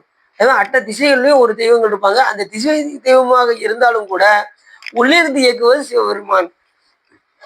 எல்லா தெய்வத்துக்கும் ஆற்றல் யாரு கொடுக்குறா? சிவபெருமான் தான் கொடுப்பாரு. அவங்களால தன்னிச்சு இயக்கக்கூடிய ஆற்றல் எந்த உயிர்களுக்குமே கிடையாது. ஏன்னா உயிருக்கு உயிரை யார் இருக்கணும்? சிவபெருமான் இல்லாம எந்த உயிரும் இயங்காது. அது சொல்றாரு, திசை தெய்வமான பலவும் அடியாரவர்க்கு மிகவே சொல்றாருல அந்த பாட்டுல. முருகலர் கொன்றை திங்கள் முகிலேலணிந்து புலமே புகுந்த அதனால் திசை தெய்வமான பலவும் அடியாரவர்க்கு ஒரு பாட்டு ஞானசம்பந்தர் சொல்றாரு. அதே மாதிரி தான் ஒரு கோலும் நாளும் அடியாரை நலியாத வண்ணம் உரை செய்ய ஆன சொல் மாலை ஓதும் அடியார்கள் வாணின் அரசாழ்வர் ஆணை நமக்கு தமக்கேற்ற திசை கொடுமுடிகளில் இருப்பார்கள். அக்கொடுமுடி எட்டுக்கு நடுவில் அழகு பெற திருவிளையாட்டு நிமித்தமாக பிரம்ம விஷ்ணு ருத்ரர்கள் மூவருக்கும் ஆதியில் தோன்றிய 3 கொடுமுடிகள் உண்டு. பிரம்மா விஷ்ணு ருத்ரர். அந்த இடத்துல சிவபெருமான் வரமாட்டார். அவர்கிட்ட அதிர்ஷ்டத்தில் நின்று சிவபெருமான் இயக்குவார். பிரம்மா விஷ்ணு ருத்ரர் மூவருக்குள்ளேயும் இருந்து யார் இயக்குவா? சிவபெருமான் தான் இயக்குவார். அப்படி அமராவதியில் இந்திரனும், தேசோவதியில் அக்னியும், சமயவனியில் யமனும், கிருஷ்ணாங்கரவதியில் நிருதியும், சுத்தவதியில் வர்ணனும், கெந்தவதியில் வாயுவும், மகோதயபுரியில் சோமனும், யசோதவதியில் ஈசானனும் இருப்பார்கள். இப்படி ஒவ்வொருக்கும் ஒவ்வொருத்தருக்கும் ஒரு உலகம் இருக்கு. ஈசானன் அக்னி தேவன், இந்திர தேவன், அக்னி தேவன், யமதேவன், நிருதேவன், வர்ணதேவன், வாயுதேவன். அவங்க ஆட்சி புரியக்கூடிய இடத்துக்கு முதற்கொண்டு பேர் கொடுத்துருக்காங்க. சொல்றது யாரு? முருகப்பெருமான் சொல்றாரு. அவங்க இருக்கக்கூடிய உலகத்துக்கு என்னென்ன பேர்லாம் இருக்கு பாருங்க. கிழக்கு இருக்கக்கூடிய அமராவதி, இந்திரன் அமராவதி. இப்ப சொன்ன பார்த்தீங்களா, அங்க அவன் ஆளக்கூடிய உலகத்துக்கு அமராவதியின் பேரு. அக்னி இருக்கக்கூடிய உலகத்துக்கு தேசோவதியின் பேரு. சமயமணியில் யமன் இருக்கக்கூடிய இடத்துக்கு பேரு சமயமணின்னு பேரு. நிருதி இருக்கக்கூடிய உலகத்துக்கு கிருஷ்ணாங்காரவதின்னு பேரு. வர்ணன் இருக்கக்கூடிய உலகத்துக்கு சுத்தவதின்னு பேரு. வாயு இருக்கக்கூடிய உலகத்துக்கு கெந்தவதின்னு பேரு. சோமன் இருக்கக்கூடிய இடத்துக்கு மகோதயபுரின்னு பேரு. ஈசான இருக்கக்கூடிய இடத்துக்கு யசோவதி என்று பேர். இப்படி ஒவ்வொருத்தரும் அந்தந்த இடத்துல அவங்க என்ன செய்யறாங்க? ஆட்சி புரிகின்றார்கள். அவங்களுக்கு தனி உலகம். சாமி எல்லாத்துக்கும் கருணை செய்யறாரு பாருங்க. அதாவது ஒரு உயிர்களுக்கும் பதவி கிடைக்க வேண்டும் என்பதற்காக அவங்க செய்த புண்ணியத்தை கணக்கில் கொண்டு சிவபெருமான் அந்தந்த உலகத்துக்கு அவங்கள அனுப்பிக்கிறார். இப்போ ஒருத்தர் நான் வாயு பகவானா இருக்கணும் அப்படின்னு நினைச்சிட்டான்னா சாமி அடுத்த பிறகு அந்த புண்ணியம் செஞ்ச ஆன்மாவை கொண்டு போய் எங்க பறக்க வைப்பாரு? அந்த வாயுதேவன் அவன் பதவி முடிச்சதுக்கு அப்புறம் அந்த பதவியில போய் சிவபெருமான் அமர செய்வார். இந்திரனா இருக்குன்னு ஆசைப்பட்டானா அவன் அந்த புண்ணியத்தின் காரணமாக அந்த இந்திரனா போய் பிறந்து அந்த இன்பத்தை அவன் அணிப்பான். இப்படி அட்டத்திக்கலையுமே அவரவர் செய்த வினைக்கு தகுந்தவாறு யமனே இருந்தாலும் கூட அது ஒரு யமன் கிடையாது, எத்தனையோ யமன் இருக்காங்க. அவர் இறந்து சுவாமி திருவடி போனதுக்கு அப்புறம் அந்த புண்ணியம் செஞ்ச ஆன்மா யம தர்மராக இருப்பார். இப்படி ஒவ்வொரு தெய்வமுமே பிரம்மா எடுத்துக்கிட்டாலும் சரி, விஷ்ணு எடுத்துக்கிட்டாலும் சரி, இப்படி எல்லா தெய்வங்களுமே பிறப்பெடுத்தவர்கள் சிவபெருமான் ஒருத்தருக்கு தான் என்ன கிடையாது, பிறப்பு இறப்பு கிடையாது. அவர் ஒருத்தர் தான் காலத்தையெல்லாம் கிடந்த காலாதீதன் பேரு. சரி, அப்படி என் திசை பாலரும் உம்மையாள் அமராவதிக்கு தெற்கே காமவதியில் தேவ கன்னிகைகளும், அதற்கு தெற்கே சொன்னபுரியில் சித்தவதிகளும், அதற்கு தெற்கே அம்சபதியில் சூரியர்கள் 12 இந்த 33 தேவர்கள் வேற யாரும் கிடையாது. அன்னைக்கே ஒரு சொன்னேன், சூரியர்கள் 12, பொருத்தர்கள் 11, எவ்வளவு ஆச்சு? 23, பசுக்கள் 8, 31, அஸ்வினி தேவர்கள் 2, 33 பேருக்கு 1 கோடி சிற்பந்திகள். என்னாச்சு? 33 பிளஸ் கோடி 33. இவங்க தான் எல்லா இடத்துலையும் வசிப்பாங்க. அதுக்கு தகுந்தவாறு உலகத்தை போய் அடைவார்கள். அதுக்கு தகுந்த மாதிரி சாமி என்ன செய்வார்? அவங்களுக்குன்னு ஒரு உலகம், அவங்களுக்குன்னு ஒரு இருப்பிடம், அவங்களுக்கு அவங்கள வணங்குறதுக்கு மக்கள் எல்லாத்தையுமே சாமி கொடுக்குறாரு. அவங்க இருந்து ஆட்சி செய்யறதுக்கு எல்லா சிறப்பும் யாரு கொடுக்கா? சிவபெருமான் கொடுக்காரு. அவங்களால சொந்தமா என்ன செய்ய முடியாது, எந்த உலகத்தையும் அனுபவிக்க முடியாது. அந்த புண்ணியம் செய்திருந்தால் அந்த உலகத்தை போய் அவர்கள் ஆழ்வார்கள். புண்ணியம் இல்லைன்னா அது அந்த புண்ணியம் முடிஞ்சிருச்சுன்னு வச்சுக்கோங்களேன், அடுத்த நிமிஷம் மறுபடியும் எங்கதான் வந்து ஆகணும், பூலகத்துல இருந்து பிறந்துதான் ஆகணும். அது செய்த வினைக்கு தகுந்தவாறு மறந்துடக்கூடாது. புண்ணியம் செஞ்சதுதான் சொர்க்கத்தை அனுபவிச்சுட்டு மறுபடியும் வரணும். பாவம் செஞ்சிருந்தா தீமை நரகத்தை போய் அனுபவிச்சுட்டு மறுபடியும் எங்க வரணும்? உலகத்துக்கு வரணும். கடைசியா சிவபூஜை செய்யாமல் எந்த உயிரும் மோட்சம் அடையாது, மறந்துடக்கூடாது. சிவபூஜை பண்ணாம எந்த உயிரும் மோட்சத்தை அடையவே முடியாது. யாரா இருந்தாலும் சரி சிவபுண்ணியம் நிறைய பண்ணணும். காசிக்கு போகும்போது என்ன கொண்டு போவீங்க? நீங்க ஒண்ணு 10 நாளைக்கு ட்ரெஸ் எடுத்துட்டு போவேன். அப்படியா? சரி. வேற என்ன எடுத்துட்டு போவீங்க? ஒரு 2 நாளைக்கு சாப்பாடை கட்டி கொண்டு போவோம். புளியோதரை கெடாம இருக்கிறது புளியோதரை ஒண்ணுதாங்க. அதை ஒரு 2 நாள். அதுலயும் பாத்தீங்கன்னா எங்களுக்கு நாங்க முதல்ல காசிக்கு போகும்போது அன்னபூர்ணியாக வழங்கக்கூடிய அதாவது டிரைவர் கணேஸ்வருடைய மனைவி இருக்காங்கல்ல, அவங்க பேர் என்ன பேரு? முத்துலட்சுமி விஸ்வா. எங்க எல்லாத்துக்கும் வீட்டுல பழைய சோறு நல்ல தண்ணியை ஊற வச்சு நல்லா கொண்டு வந்துட்டாங்க. நாங்க வச்சு காசிக்கு போற வரைக்கும் 2.5 நாள் பழைய சோறு வச்சு சாப்பிட்டோம். ரொம்ப ஆனந்தமா இருந்துச்சு, அற்புதமா இருந்துச்சு. அப்புறம் என்ன பண்ணோம், அங்க போய் சமைச்சு அங்க இருந்து வரும்போது அங்க பொங்கி தண்ணியை ஊத்தி அங்க இருந்து வரும்போது ட்ரெயின் 2.5 நாள் ட்ரெயின்ல அதை வச்சுதான் சாப்பிட்டே வந்தோம். ரொம்ப சூப்பரா இருக்கும். இப்பெல்லாம் யாரும் பழைய சோறு சாப்பிட்டா என்ன ஆகும், உங்களுக்கு ரொம்ப 2 நாள் பழைய சோறு சாப்பிட்டீங்களா அப்படின்னு டாக்டர் போனது. எப்படி கரெக்டா கண்டுபிடிச்சீங்க அப்படின்னு, ரொம்ப கரெக்டா கண்டுபிடிச்சிட்டீங்க. உங்களை பார்த்தாலே தெரியுது சுகர் 400 இருக்கு. இந்த பழைய சோறை பார்த்தேன்னு தெரிஞ்சது அப்படின்னு டாக்டர் அதான் சொல்லுவாரு. முதல் போனோம், எத்தனை நாள் பழைய சோறு யாருக்கு தெரியாம சாப்பிட்டுட்டு இருக்கீங்களா அப்படின்னு. எப்படி கரெக்டா கண்டுபிடிச்சீங்க, உங்களை பார்த்தாலே தெரியுது. சுகரை பார்த்து தான் உங்களை சொல்றேன். இனிமேல் நீங்க அதை தொடக்கூடாது. ஏற்கனவே ஒரு சொல்லியிருக்கேன். அவங்க நண்பர் ஒருத்தர் இருந்து அவர் வாங்க எனக்கு ரொம்ப சுகர் ஓவரா இருக்கு, பயமா இருக்கு அப்படின்னாரு. அங்க போவோம் அப்படின்னு 2 பேரும் போனோம். அவருக்கு முதல்ல சுகர் டெஸ்ட் பண்ணார். 420 இருந்துச்சு. அழுதாரு. ஏன் அழுதுறீங்க அப்படின்னு. இனிமே நான் சோறே சாப்பிட முடியாதா அப்படின்னு அழுதாரு. நீங்க ஒண்ணு, இனிமே சோறை பார்க்காதீங்க, நீ சோறை பார்த்தீங்க அப்படின்னு உங்களுக்கு கஞ்சி களி கூழு தான், வேற எதுவுமே சாப்பிடக்கூடாது, அப்படிதான் குறையும் அப்படின்னு. உண்மையிலே அதை வேற எதுவுமே சாப்பிடல, சுகர் நார்மலா இருக்கு. இப்ப கஞ்சி கூழு களி தான், வேற எதுவுமே சாப்பிட, சோறை தொடரதே இல்லை. இது சாப்பிட்டா நார்மலா இருக்கு. வேற ஏதாவது சோறு சாப்பிட்டுன்னு வச்சுக்கோங்களேன் சோறு ஏறி. இந்த ஒரு உண்மையை தெரியாம தான் எல்லாரும் என்ன செய்யறாங்க, ஒரு வேளையாவது சாப்பாடு சாப்பிட்டுக்கணும்னு சொல்லி சாப்பிட்றதுனால அந்த சுகர் குறையவே மாட்டேங்குது. அந்த அளவுலேயே இருக்கு. 200 200லயே இருக்கு, 300 300லயே இருக்கு. புரியுது உங்களுக்கு? சோறை பார்க்க கூடாது. சேர அதைத்தான் சொல்ல, சேரக்கூடாது, சாப்பிடக்கூடாதுன்னு சொல்றேன். ஏதோ இது கஞ்சி களி சொல்றீங்களா? அதான் நான் என்ன சொல்றேன், அப்படின்னு நீங்க 3 வேளையும் அப்படி சாப்பிட வேண்டாம். ஒரு வேளையை தோசையா வச்சுட்டு சாப்பிடுங்க, ஒருவேளை கஞ்சியா குடிங்க. என்ன ஒருவேளை பழங்கள் சாப்பிடுங்க, ஒருவேளை பழங்கள் சாப்பிடுங்க. அது யாரும் சொன்னா? அது முக்கியம். மருந்து உள்ள பழமா சாப்பிடணும், மத்தது சாப்பிடக்கூடாது. இது மாதுளை சாப்பிடலாமே. சரி கேட்டு, அது வேற நம்ம வாட்டி சொல்லிட்டு சிவா சொற்பொழியில சொன்னாரு, நானும் சாப்பிட்டேன் பாருங்க, சுகர் 600 போயிடுச்சு அப்படின்னு கூடாது. கடிச்சு சாப்பிடலாம். எந்த பழமே கடிச்சு சாப்பிடணும், ஜூஸ் போட்டு சாப்பிடக்கூடாது. அது கரெக்டா சொல்றேன். ஆமா சொல்றாங்க. ஆனா அதுதான் முன்னாடி அமுதமா இருந்துச்சு. என்ன காரணம்னா இப்ப உள்ள சாப்பாடு அப்படி உணவு. ஏன்னா 6 மாசம் விளைய வேண்டிய அரிசிய மருந்து அடிச்சு 2 மாசத்துல விளைய வச்சிருக்காங்க. அப்படிங்கும்போது நமக்கு மருந்து சாப்பிடறதுனால நமக்கு சுகர் காரணம். இல்லைன்னா நமக்கு பழைய சோறு தான். நமக்கு அந்த காலத்துல உணவே பழைய சோறு தான் அப்படின்னு.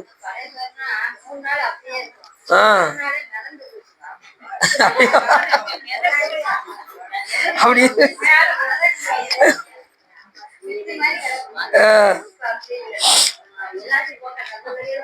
அதனால கொஞ்சம் எல்லாரும் சுகர் வராம இருக்கிறதுக்கு நல்லா தெரிஞ்சுக்கோங்க. சுண்டவத்தில் நான் ஏற்கனவே ஒன்று சொல்லியிருக்கேன். சுண்டவத்தில் பொரிச்சு வச்சுக்கோங்க. அதை மாத்திர மாதிரி நினைச்சுக்கோங்க. சாப்பிட்டு முடிச்சது 2 3 எடுத்து வாயில போடுங்கன்னு நான் பல சொற்பொழில சொல்லிட்டேன். இதை யாரு ஃபாலோ பண்றீங்கன்னு தெரியல.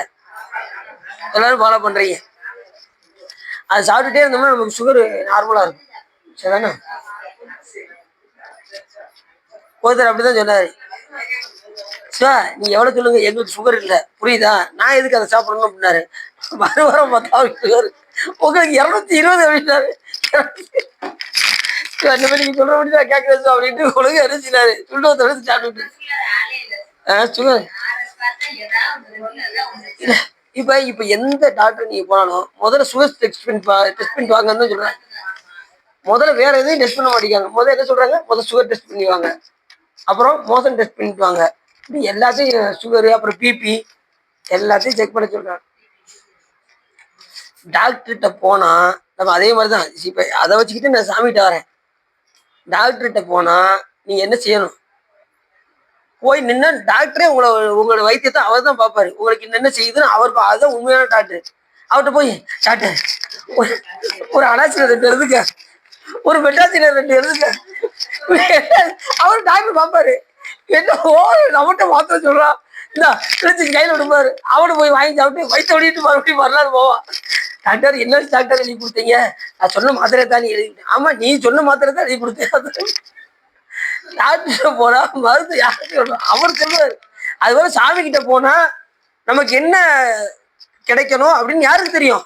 சிவபெருமானுக்கு தெரியும். நாமளே போய் சாமி எனக்கு பங்காளி இல்ல, இது என்னது, எனக்கு சொந்த, எனக்கு பிள்ளைகள் இல்ல, அது இல்ல இது இல்லைன்னு நீங்க போய் சாமிகிட்ட போய் சொல்ல வேண்டிய தேவையே இல்லை. சாமிக்கே எல்லாம் தெரியும். அவர் பெரிய வைத்தியநாதர். அவர் எல்லா நோயும் தீர்க்கக்கூடிய டாக்டர். அவர்கிட்ட போய் நீங்க எதையும் சொல்ல வேண்டிய அவசியம். டாக்டர் சொல்லுவோம் உடனே சிவா வராங்க. உங்க பாப்பா வாசா, உங்க பாப்பாவா? அப்படியா? சரிங்க சரி. முடிஞ்சிச்சா? பரிச்சை முடிஞ்சிச்சா? முடிஞ்சிச்சா? சரி சரி. அன்னைக்கு பாட்டு பிடிச்ச முடிச்சா கணேசா அவங்க ஒவ்வொரு தெரியும் சார். கணேசா தெரியுங்களா? போய் படிச்சோம்ல, பாட்டு பிடிச்சோம். சரி. அதனால சாமிகிட்ட போனா போய் நின்னாலே போய் நின்று சாமிகிட்ட பாடல் பாடினாலே சிவபெருமான் நம்மளுடைய எண்ணெயத்தை எல்லாம் வீசி வர அறிவு. அதற்கு மேற்கே பிங்கள புரியில் மகாதேவன், சிவோத்தமன், உருத்திரன், சங்கரன், நீலலோகிதன், ஈசானன், விசயன், பீமன், தேவதேவன், பவோத்மவன், கபாலீசன் போன்ற ஏக தேச உருத்திரர்கள். நிறுதிக்கு வடக்கே கிருஷ்ணாவதியில் பசாசுகளும், அதற்கு வடக்கே கைமை என்னும் புரியில் மித்திர தேவர்களும், அதற்கு வடக்கே சித்திரவதியில் வித்யாதாரர்களும், அதற்கு வடக்கே சித்தபுரியில் கிண்ணறர்களும், வாயுவுக்கு கிழக்கே காந்தாரிபுரியில் சித்திரதன் என்னும் கந்தர்வனும், எல்லாருமே தேவலோகத்துலலாம் இவங்கெல்லாம் இருக்காங்க. இதெல்லாம் ஒரு ஜாதி அடிப்படையில் அவங்க இருப்பாங்க. கந்தர்வர்கள், கிண்ணறர்கள், இயக்கரர்கள், இதெல்லாம் ஒரு ஜாதி. இங்க எப்படி நிறைய ஜாதிகள் இருக்கோ அதே போல விண்ணுலகத்திலேயும் என்ன உண்டு? ஜாதிகள் உண்டு. அவங்க ஒவ்வொரு புரியிலையும் ஒவ்வொரு உலகத்திலையும் அவர்கள் வசிப்பார்கள். அதற்கு கிழக்கே பிரம்மதபுரியில் குய்யக சாதிகளும், சோமனுக்கு கிழக்கே சித்திரவதபுரியில் குபேரனும், அதற்கு கிழக்கே குபைபுரியில் தன்ம தேவர்களும், அதற்கு கிழக்கே சித்திபுவாபுரியில் மாயனும், ஈசானனுக்கு தெற்கே பத்மபுரியில் பிரம்மனும், அதற்கு தெற்கே காவதியில் அஸ்வினி தேவர்களும், அதற்கு தெற்கே மகாமேகபுரியில் விநாயகரும் இருப்பார். இப்படி ஒவ்வொரு உலகத்திலையுமே அதுக்கு கிழக்கு அப்படி ஒவ்வொரு உலகத்திலையும் ஒவ்வொரு அத்தனையும் அத்தனை அண்டங்களையும் அத்தனை இடத்துலையும் ஒவ்வொருத்தரையும் வைத்து சிவபெருமான் என்ன செய்யறாரு? ஆட்சி நடத்துறாரு. எல்லாத்தையும் எங்க இருந்து ஆட்சி புரியுறாரு சிவபெருமான்? சொல்லுங்க பார்ப்போம். சிவபெருமான் எங்க இருந்து ஆட்சி புரியுறாரு? உலகத்திலே மத்தி எது? சிதம்பரம். அங்க இருந்து சிவபெருமான் ராஜாவா இருந்து என்ன செய்யறாரு? அதனாலதான் அவருக்கு என்ன பேரு? 2 ராஜா. ஒரு ராஜா நடராஜா, இன்னொன்னு தியாகராஜா. ஒண்ணு நடராஜா, இன்னொன்னு அவர் தான் இந்த வாரம் போய் பார்க்க போறோம். யார? தியாகராஜாவை திருவாரூர்ல போய். இது சாமிக்குரிய கோயில். திருவாரூர் அடியாருக்குரிய கோயில். இங்க பிரம்மா சண்டீஸ்வரர் இருப்பாரு, இங்க யமன் சண்டீஸ்வரர் இருப்பாரு. இவங்கெல்லாம் அதெல்லாம் கேட்டு பாத்தீங்கன்னா, அது நீங்க போனீங்கனாலே 2 சண்டீஸ்வரர் இருப்பாங்க. சிதம்பரத்துலயும் 2 சண்டீஸ்வரர் இருப்பாரு, திருவாரூர்லயும் 2 சண்டீஸ்வரர் இருப்பாரு. இவங்க வந்து கேட்டு வாங்கிட்டது, சண்டீஸ்வரா இருக்க வேண்டும் என்று கேட்டதுனால சுவாமி அதையும் கொடுத்துருக்காரு பாருங்க. எவ்வளவு பெரிய கருணாமூர்த்தி பாருங்க. அவங்க கேட்டுக்கிட்டனால, பிரம்மா கேட்டதுனால சிதம்பரத்துல நீ எதிர்ப்பான் அப்படின்ட்டாரு. ஏற்கனவே இருக்கிற சண்டீஸ்வரோட இவரும் சேர்த்து. யமன் போய் கேட்டதுனால அங்க திருவாரூர்ல சாமி சண்டீஸ்வரர் பக்கத்துல யமன் இருக்கு, அவர் வந்து படிக்கிறார். இப்படி எல்லாமே சாமி வந்து அவருடைய கருணையினால இந்த உயிர்களுக்கும் ஒரு பதவி கிடைக்க வேண்டும் என்ற காரணத்தினால எல்லா உயிர்களுக்கும் எல்லா விதமான நன்மைகளும் கிடைக்க வேண்டும். 2வது அவர்கள் விருப்பத்துக்கு தகுந்தவாறு அவர்களுக்கு கொடுக்க வேண்டும் என்கின்ற சாமி எது கேட்டாலும் இல்லைன்னு சொல்ல மாட்டார். அவங்க விருப்பப்பட்டா அந்த பதவியிலேயோ அந்த உலகங்களையோ வசிக்க வைத்து அவர்களுக்கு அந்த இன்பத்தை சிவபெருமான் வழங்குவார். ஆனா அது உண்மை இல்லை என்பதையும் உணர்த்துவார் சாமி. அந்த உலகம் உனக்கு உண்மை இல்லப்பா அப்படின்னு சொல்லி அங்க உள்ள துன்பத்தையும் சாமி என்ன செய்வாரு கொடுத்து, அதிலிருந்து இனிமே அந்த பதவியில போய் உட்காரக்கூடாது என்கின்ற அந்த உரைப்பு வந்து அதுக்கப்புறம் எங்க வருவாங்க, மறுபடியும் பூலோகத்தில் வந்து பிறந்து அதுக்கப்புறம் சிவபூஜை செய்து அதுக்கப்புறம் தான் எங்க போவாங்க, சுவாமி திருவடியை போய் அடைவார். அது வரைக்கும் எது பேரின்பம் என்றால் சிவபெருமானுடைய திருவடியை அடைவது ஒன்று மட்டுமே பேரின்பம். மற்ற எந்த உலகத்துக்கு நீங்க போய் சென்று வசித்தாலும் இன்பம் கிடையாது. இந்த உயிர் சார்ந்ததின் வண்ணமாக இருக்கக்கூடிய இந்த உயிரானது இறைவனை சார்ந்தால் நமக்கு என்ன கிடைக்கும், இன்பம் கிடைக்கும். இறைவன் எப்படிப்பட்ட பொருள், பேரின்ப பொருள். அவன் எப்படிப்பட்டவன், ஆனந்தத்தை தருகின்ற ஆனந்த கூத்தன். அந்த ஆனந்த கூத்தனை நாம் போய் சார்ந்தால் நமக்கு என்ன உண்டாகும், ஆனந்தம் உண்டாகும். ஆனந்த கூத்தன் அருள்பெறில் நாம் அவ்வண்ணமே ஆனந்தமாய் ஆடாம தோணும். இந்த உயிரானது எதை சாரணும், பேரின்பமே வடிவாக இருக்கக்கூடிய இறைவனை சார்ந்து இருக்க வேண்டும்.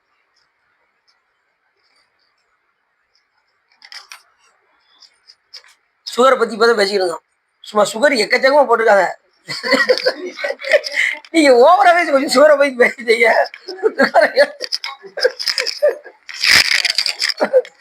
வரான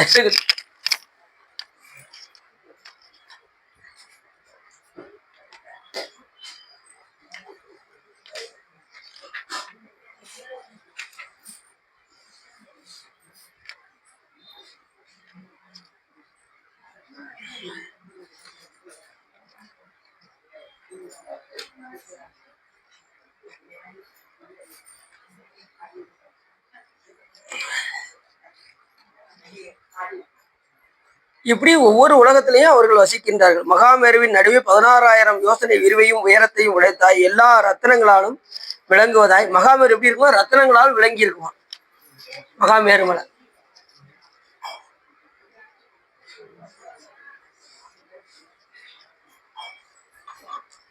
ரெண்டாவது எல்லா போகங்களுடன் கூடிய மனோவதிபுரியில் கொடுமுடி பிரம்மா அங்கே எழுந்தருளி இருப்பார். அவர் ஆளக்கூடியது சத்தியவதி. சத்தியவதியில தான் யார் இருப்பான், பிரம்மா இருப்பார். அந்த மனோவதி என்னும் புலிக்கு மேற்கே 16,000 யோசனை விரிவையும் உயரத்தையும் உடைய ரத்னங்களால் விளங்குவதாக எல்லா போகங்களுடன் வைகுந்தம் என்னும் கொடுமுடியில் மகாவிஷ்ணு இருப்பார். எங்க இருக்காரு மகாவிஷ்ணு, எங்க இருக்காரு, அப்பாடா பேசாம போய் வைகுண்டத்துல இருந்துடலான்னு அவர் கூப்பிடுவாரு. பிரம்மா கூப்பிடுவாரு, விஷ்ணு கூப்பிடுவாரு. யாரை பார்த்து கூப்பிடுவாரு தெரியுமா, அவங்க அடியாரை பார்த்து கூப்பிடுவாங்க. நீங்க நம்ம லோகத்துக்கு வந்துருங்க அப்படின்னு சொல்லி பிரம்மா வருவாரு. நீங்க என்ன செஞ்சிடக்கூடாது, பிரம்மலோகமா இந்த வந்துடுறேன் அப்படின்னு, விஷ்ணு வைகுண்டமா இந்த வந்துட்டேன் அப்படின்னு நினைச்சக்கூடாது. நான் சொல்றேன், அவங்க எல்லாம் கூப்பிடுவாங்க. அந்த உலகம்லாம் நமக்கு என்ன கிடையாது, இன்பத்தை எந்த உலகத்துக்கு நீங்க சென்றாலும் சிவபெருமான் கொடுக்கக்கூடிய இன்பத்தை யாராலையும் கொடுக்க முடியாது. செங்கணவன்பால், திசைமுகன்பால், தேவர்கள்பால் எங்கும் இல்லாததோர் இன்பம் நம் வாழதா குங்கன் கருங்குடலின் நந்தம்மை கோதாட்டி இங்கு நம் இல்லங்கள்தோறும் வந்து எழுந்தருளி செங்கமல பொற்பாதம் தந்தருளும் சேவகனை அங்கன் அரசைய அடியார்களுக்கு ஆரமுதை தங்கள் பெருமானை பாடி நலம் திகழ பங்கைய பூம்புணல் பாய்ந்து அடையலோர். அருமையான பாட்டு பாடியிருக்கீங்களா, பாடுவோம். வருஷத்துக்கு ஒருக்கா பாடுறோம், முற்றோதலப்ப பாடுவோம். முற்றோதலப்பதான் அந்த அந்த பாட்டு ஓடும். மற்ற நேரத்துல அதே பார்த்தீங்கன்னா சில நேரம் அந்த பாட்டு வரும்போது அது வரைக்கும் பிரமமா படிப்பாங்க. அந்த பாட்டு வரும்போது இப்படியே சொக்கும். அந்த பாட்டு பாடல பக்கத்துல இருக்கு கபடி சொந்த நல்லா தெரியுங்க. உறக்கம் வந்துருச்சுன்னு வச்சுக்கோங்க. நீங்க முற்றோட பண்ணிட்டு இருக்கும்போது உறக்கம் வருதா, உடனே எந்திரிச்சு போய் முகத்தை நல்லா அளவிட்டு வந்து உட்காருங்க. இல்ல கொஞ்ச நேரம் நின்று கூட படிங்க. புரியுதா உங்களுக்கு? உறக்கம் வந்துச்சுன்னா உட்காந்து படிக்கிற இடத்துல உறங்கக்கூடாது. புரியுதா உங்களுக்கு? படிக்கிற இடத்துல உறக்கம் வந்துச்சுன்னா எந்திரிச்சு போய் முகத்தை கழுவிட்டு வந்து சரி. அது மாதிரி கார்த்திகைக்கு ஒவ்வொரு கார்த்திகைக்கும் ஒரு கோயில்ல கூப்பிடுறாங்க. போய் பாடுறதுக்கு எல்லாரும் வரலாமா? எல்லாரும் பேசி முடிவு எடுத்துட்டு சொல்லுங்க. அதுதானே? திருவண்ணாமலை பக்கத்துல ஒரு கோயில்ல, திருவண்ணாமலை பக்கத்துல நம்ம போனோம்னா மாச கார்த்திகைக்கு முற்றோதல் கூப்பிடுறாங்க. நம்ம நின்று திருவண்ணாமலை எல்லாம் பேசி ஒரு முடிவு சொல்லுங்க. சரிதானே? சொல்லுங்க. வாய்ப்பு இருந்தா போய்க்கிறோம். எல்லாமே இருக்காங்க. நம்ம ஏற்கனவே போய் படிச்சோம்ல அங்கதான். சரி. உள்ள போனோம்ல. உங்க குலதெய்வம் கோயிலா? உள்ள ஒரு கோயில் இருக்குல்ல. சரி சரி இருக்கட்டும். சரி எல்லாம் பேசி புரிய சொல்லுங்க. ரைட். ஆட்டோ வந்துடும். நம்ம ஆட்டோல போய் படிச்சுட்டு மறுபடியும் ஆட்டோல கொண்டு வந்து விட்டுருவாங்க. சரிதானே?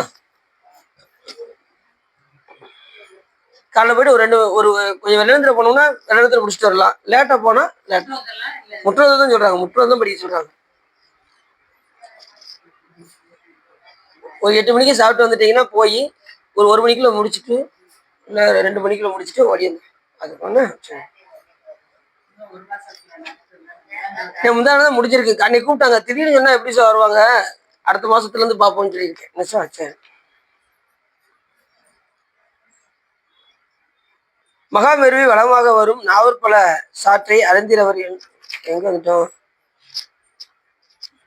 இந்த பென்சில் இல்லாதனால பாருங்க வாட்டு சுத்திட்டு. அப்ப யார் இருக்கா? பிரம்மாவுக்கு பக்கத்துல விஷ்ணு இருக்காரு. அப்ப அனாவதிக்கு ஈசான திசையில் 20,000 யோசனை விரிவையும் உயரத்தையும் உடைத்தாய் வெள்ளிமயமாய் ஏசோபதி என்னும் பெயர் பெற்றிருக்கும் கொடுமுடியில் ஸ்ரீகண்ட பரமேஸ்வரர் எழுந்தருளி இருப்பார். இதுதான் ரொம்ப முக்கியமான இடம். ஸ்ரீகண்ட அவர் தான் புலித்தோல் அணிஞ்சிருப்பாரு. தியானம் பண்ண மாதிரி போட்டிருக்காங்க பாத்தீங்களா? படத்தெல்லாம் போட்டிருப்பாங்க பாத்தீங்களா? அது யாரு?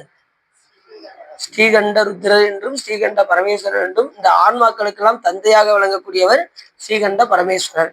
அவர்தான் தியானம் பண்ண. அவங்க இந்த மாதிரி கேள்வி எல்லாம் கேட்டாங்க. யாரு?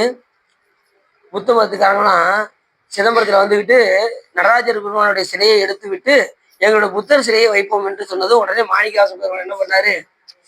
போய் அந்த வாதிடும் போது அவங்க கேட்ட கேள்வி எல்லாம் பாத்தீங்கன்னா, உங்க சிவபெருமான் ஏன் சுடுகாட்டுல இருக்காரு அப்படிலாம் கேட்டாங்க. எல்லாத்துக்கும் பதில் சொல்லிட்டாரு. சிவபெருமான் தான் கடவுள்னு சொல்றீங்க, அவர் ஏன் தியானம் பண்றாரு? அப்ப அவருக்கு மேல யாரும் கடவுள் இருக்காங்களா அப்படின்லாம் கேட்டாங்க. அப்ப அத்தனை பேர் தீட்சை எடுத்தாதான் சொல்வேன்னு சொன்னார் மாணிக்கவாசகர். அத்தனை பேர் தீட்சை எடுக்க வச்சு அதுக்கப்புறம் விளக்குனார். அது வந்து ஸ்ரீகண்ட பரமேஸ்வரர். அவருடைய குருநாதர் அனந்த தேவர் 4 முகத்தை உடையவர். அதுக்கு மேல 5 முகத்தை உடைய சதாசிவமூர்த்தி. அதுக்கு மேல சுத்த சிவம் அப்படிங்கிறத விளக்குனார். புரியுதா உங்களுக்கு? சதாசிவமூர்த்தி முதற்கொண்டு உயிர் இருக்கும். புரியுதா உங்களுக்கு? சுத்த சிவம் மட்டும்தான் பிறப்பு இறப்பட்டவர். அவர் தான் எல்லா உயிருக்குள்ள இருந்து அருள் செய்யவர் சுத்த சிவம். மறந்துடக்கூட. இது வந்து சித்தாந்தம் படிச்சவங்களுக்கு தெரியும். மற்றவங்க கொஞ்சம் புரிஞ்சுக்கிறது கொஞ்சம் கஷ்டம்.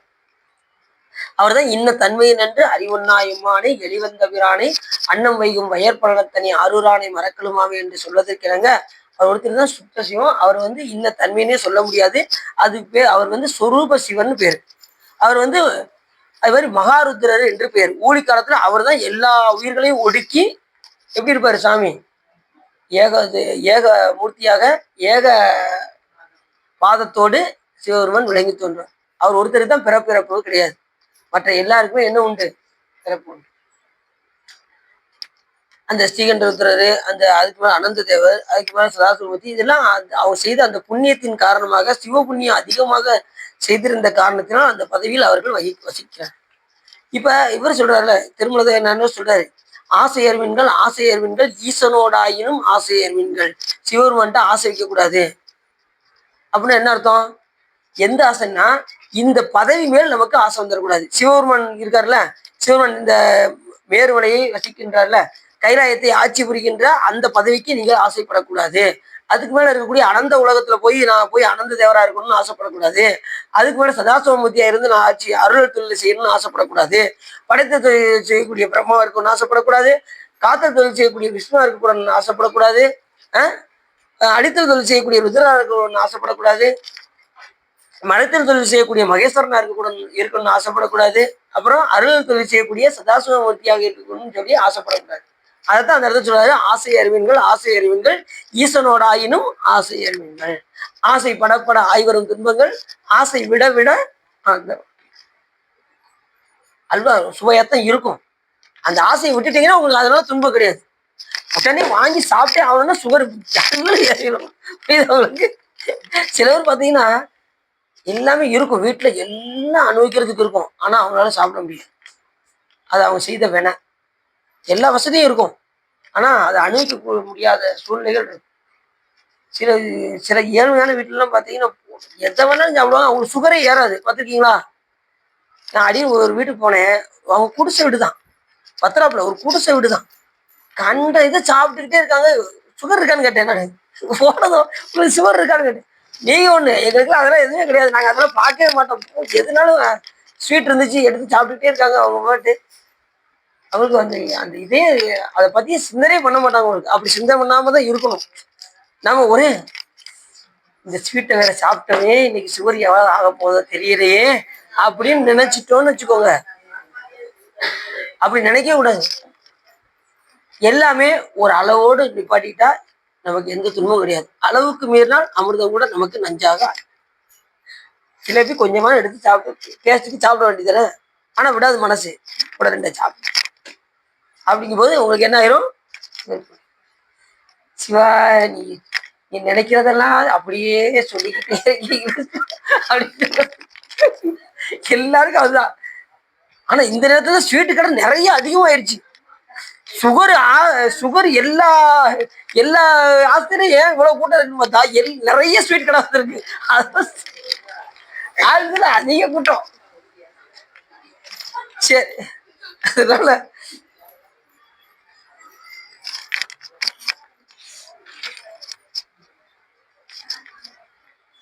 அப்ப ஸ்ரீகண்ட பரமேஸ்வரர் எங்க இருப்பாரு, அந்த உலகத்தில் வசிப்பாரு. எங்க வெள்ளிமயமா, அதான் வெள்ளி வெற்பின் மரகத கொடியுடன் விளங்கும் தெல்லு வேரொடி பவள வெற்பனை இடப்பாகம் கொண்ட கொல்லுமா மலையாளுடன் கூட வீற்றிருந்த வள்ளலாரை முன் கண்டனர் வாக்கின் மன்னவனாம் என்று கூட யார் சொல்றாரு, சேக்கிழ சுவாமிகள் சொல்றாரு. அந்த கைலாய மலையில எப்படி இருக்கு, அப்படி திருநீர் பூசுவது போல அந்த மலை விளங்குகின்றது. அங்க சிவபெருமான் பவள மலை போன்ற வடிவத்தில் சிவபெருமான் இருக்கின்றார். அம்பாள் அதுல பச்சை கொடி போன்று மரகத கொடி, மரகதம் என்ன கலர்ல இருக்கும் அப்படி சுத்தி இருக்காங்க அம்பாள் எங்க கைலாய மலையில. இப்ப நம்ம உயிருக்குமே பாத்தீங்கன்னா உயிருக்குயிரா சிவபெருமான் இருக்காரு. அம்பாள் எங்க இருக்காங்க சொல்லுங்க பார்ப்போம். சாமி உயிருக்குயிரா இருக்காரு, அம்பாள் எப்படி இருக்காங்க, சக்தியா இருக்காங்க, நமக்கு இயக்கத்தை தராங்க. எப்படி இருக்காங்க, ஒவ்வொரு நாடி நரம்புகளுக்கும் அப்படி மரகத கொடி போல அம்பாள் சுழன்று இருக்காங்க. அதனாலதான் அம்பாளுக்கு கொடியிடை நாயகின்னு பேரு. கொடியிடை எங்க வட திருமுல்லை வாயில ஒவ்வொரு நாடி நரம்புகள் ஊடுருவி அம்பாள் இருக்க போய் தான் எல்லா நாடி நரம்புகளும் வேலை செய்யுது.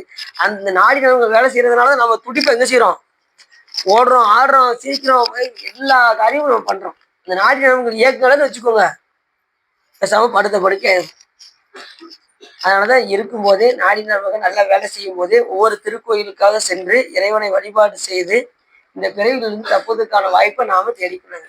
இப்பிறவி தப்பிடில் எப்பிறவி வாய்த்தது ஈதோர் பிறவி நம் தமக்கு மதித்து. ஸ்ரீகண்ட பரமேஸ்வரர் உலகம் வரைக்கும் பார்த்துருக்கோம். தொடர்ந்து நம்ம அடுத்து என்ன உலகங்கள்லாம் வருதுங்கிறத இதுக்குள்ள அப்படிதான் வரும். கோபுரவியல் ஏன்னா இப்ப எதை சொல்றாருன்னா, கோபுரம் என்பது ஒவ்வொரு அண்டங்களையும் சொல்றாரு. இப்ப கோயில கோபுரம் வச்சிருக்காங்கல்ல, கோபுரம் எதை குறிக்கும் அப்படின்னா, சாமி அண்டத்தில் இருக்கக்கூடிய பெருமானை கோபுரத்தின் மூலியமாக வழிபாடு செய்வது. இந்த உயிருக்கு உயிரா இருக்கக்கூடிய பிண்டத்தில் இருக்கக்கூடிய இறைவனை கருவறையில போய் உள்ள போய் பார்ப்பது.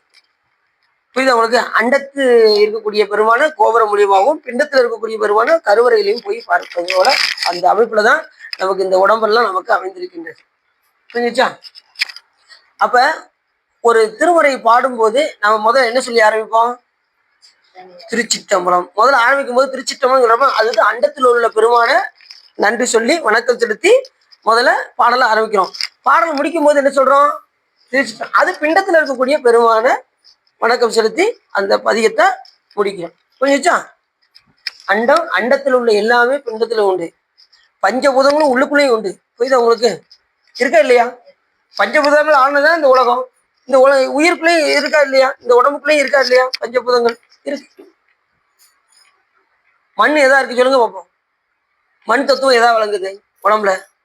தசை. இது மண்ணால் ஆனது. இந்த உடம்புல மண்ணால் ஆனது, மறந்துடக்கூடாது. தகப்பனார் காய்கனிகளை சாப்பிட்டு அவரு கருவுல 2 மாசம் இருந்து, அதுக்கப்புறம் தாய் வீட்டுல 10 மாசம் இருந்து, அதுக்கப்புறம் தான் நம்ம குழந்தைய வெளியே வரும். புரியுது உங்களுக்கு? இது மண்ணினால் ஆனது இந்த உடம்பு, தசை, மண். காற்று, நம்ம சுவாசம் பண்றோம்ல, காற்று. நீர் எதுல இருக்கு? ரத்தம். இதெல்லாம் நீரினால் ஆனது. நெருப்பு, சாமி கரெக்டா அடியில பொருத்தி வச்சிருக்காரு நெருப்ப, அடி வேர்ல. 1 மணி ஆயிடுச்சுன்னா தாங்க முடியல சிவா, பசினா பசி, அப்படி ஒரு பசி சிவா அப்படிங்கிறாங்க. அதுலயும் சுகர்ல உங்களுக்கு வேகமா பசிக்கும். 1 மணிக்கே பசிக்க ஆரம்பிச்சிடும். பாத்துருக்கீங்களா? எப்படி சிவா? அப்படிதான் சிவா, 1 மணிக்கெல்லாம் பசி எடுக்க ஆரம்பிச்சிடும். அவங்களால தாங்க முடியாது. அவங்களுக்கு சில பேர் பார்த்தீங்கன்னா பிஸ்கட் இதெல்லாம் வச்சிருப்பாங்க. இது இது போகும்போது, நம்ம அமர்நாத் போகும்போது ஒருத்தர் கூட வந்தார். பிஸ்கட் பாக்கெட் நிறைய உள்ள வாங்கி போட்டிருந்தாரு. எதுக்கு போற இடத்துல எது என்ன கிடைக்கும்னு சொல்ல முடியாது. எனக்கு சுகர் இருக்கு, என்னால தாங்க முடியாது. 1 மணிக்கு கரெக்டா பசிக்க ஆரம்பிச்சிடும். நம்ம அந்நேரம் எங்க போக 2 பிஸ்கட் எடுத்து வாயில போட்டுக்கிறது. அது என்ன பிஸ்கட் தெரியுமா? சுகர் பிஸ்கட் தனியா வச்சிருக்காரு. இந்த பிஸ்கட் சுகர் ஏறிடும், அதனால சுகர் பிஸ்கட் தனியா வச்சிருக்காரு. அதை சாப்பிட்டுட்டே வந்தாரு. உண்மையில சரி, அதனால பார்த்துக்கோங்க. சரிதானா? இதுக்காரம் உள்ள இருந்து வகை சிறந்து இந்த சிவதர்மத்திற்கு நீங்கள் கேட்டீங்கன்னா உங்களுடைய வல்வினை கரைந்து திருவருள் வரையும் என்று சொல்லி திருப்பூர் பாடி அடியன் வரையை நிறைவு செய்ய நான் வேறு பாமனத்த வாதாரமே நினைத்து 4 நாள் பற்று வகையான 4 ஆகமத்தில் நூலாய ஞானமுத்தி நாள்தோறும் நான் உரைத்த நெறியாக நீ வேறனாதிருக்க நான் வேறு எனாதிருக்க நேராக வாழ்வதற்கும் அருள் கூற நீடார் சடாதரத்தின் மீதே பராபரத்தை நீ காண்யனாவதை சொல் அருள்வாயே சேவேரும் ஈசர் சுற்ற மாஞான போத புத்தி சீராகவே உரைத்த குருநாதா தேரார்கள் நாடு சுட்ட சூரார்கள் மாள வெட்டு தீராகு காகுரத்தி மணவாளா காவேரி நேர் வடக்கீழே வாவி பூமணத்த காவார் சுவாமி வெப்பின் முருகோனே கார்போலு மேனி பெற்ற மாகாளி வாழை சக்தி காமாரி பாமி பெற்ற பெருமானே நீ வேறனாதிருக்க நான் வேறு எனாதிருக்க நேராக வாழ்வதற்கும் அருள் கூற கைலாய வரம்பதை சிவஞான போத நெறிகாட்டும் பெண்ணை பயில்வாய் வேகண்டான் சந்ததிக்கு ஒரு மெய்ஞான பாடுவாகி குயிலாரும் பொழில் திருவாவுடு தெரிவாள் குரு நமச்சிவாய தேவன் செயலாதி மரபடியோன் திருமரபடி இருமொழி தலைகமாதோ பவப்பெரும் கடலை கடந்ததற்கு பரமன் வகுத்த அருளறிய ஓப்புடன் உயிர்கள் கடைபிடித்து உயவதும் துரசை ஆதீனத்தில் தவப்பிரகாசம் தரணியில் எங்கும் தன்னருள் செங்கோல் உச்சியம் சிவப்பிரகாச தேசியன் வளத்தால் சென்னீர் கொண்டு போற்றுதுமே வான்முகில் வளாது வேகம் வழிவளம் சுரக்க மன்னன் கோன்முறை அரசு செய்க குறைவில்லாத உயிர்கள் வாழ்க நான்முறை அரங்கள் உங்க நற்றவம் வெல்விமல்க மேன்மைகள் சைவ நீதி விளங்குக உலகம் எல்லாம் வையம் நேடுக மாமலை மண்ணுக மெய் விரும்பிய அன்பர் விளங்குக சைவ நன்னறிதான் தலை தோங்குக தெய்வன் திருநீர் சிறக்கவே திருச்சிட்டவன் நம்ம பார்வதி இவரையே சிவனையை போற்றி வெற்றிவேல் முருகனுக்கு திட்டமும் தில்லையம்பலம் பொன்னம்பலம் அருணாச்சலம் ஏழாம்பலம்.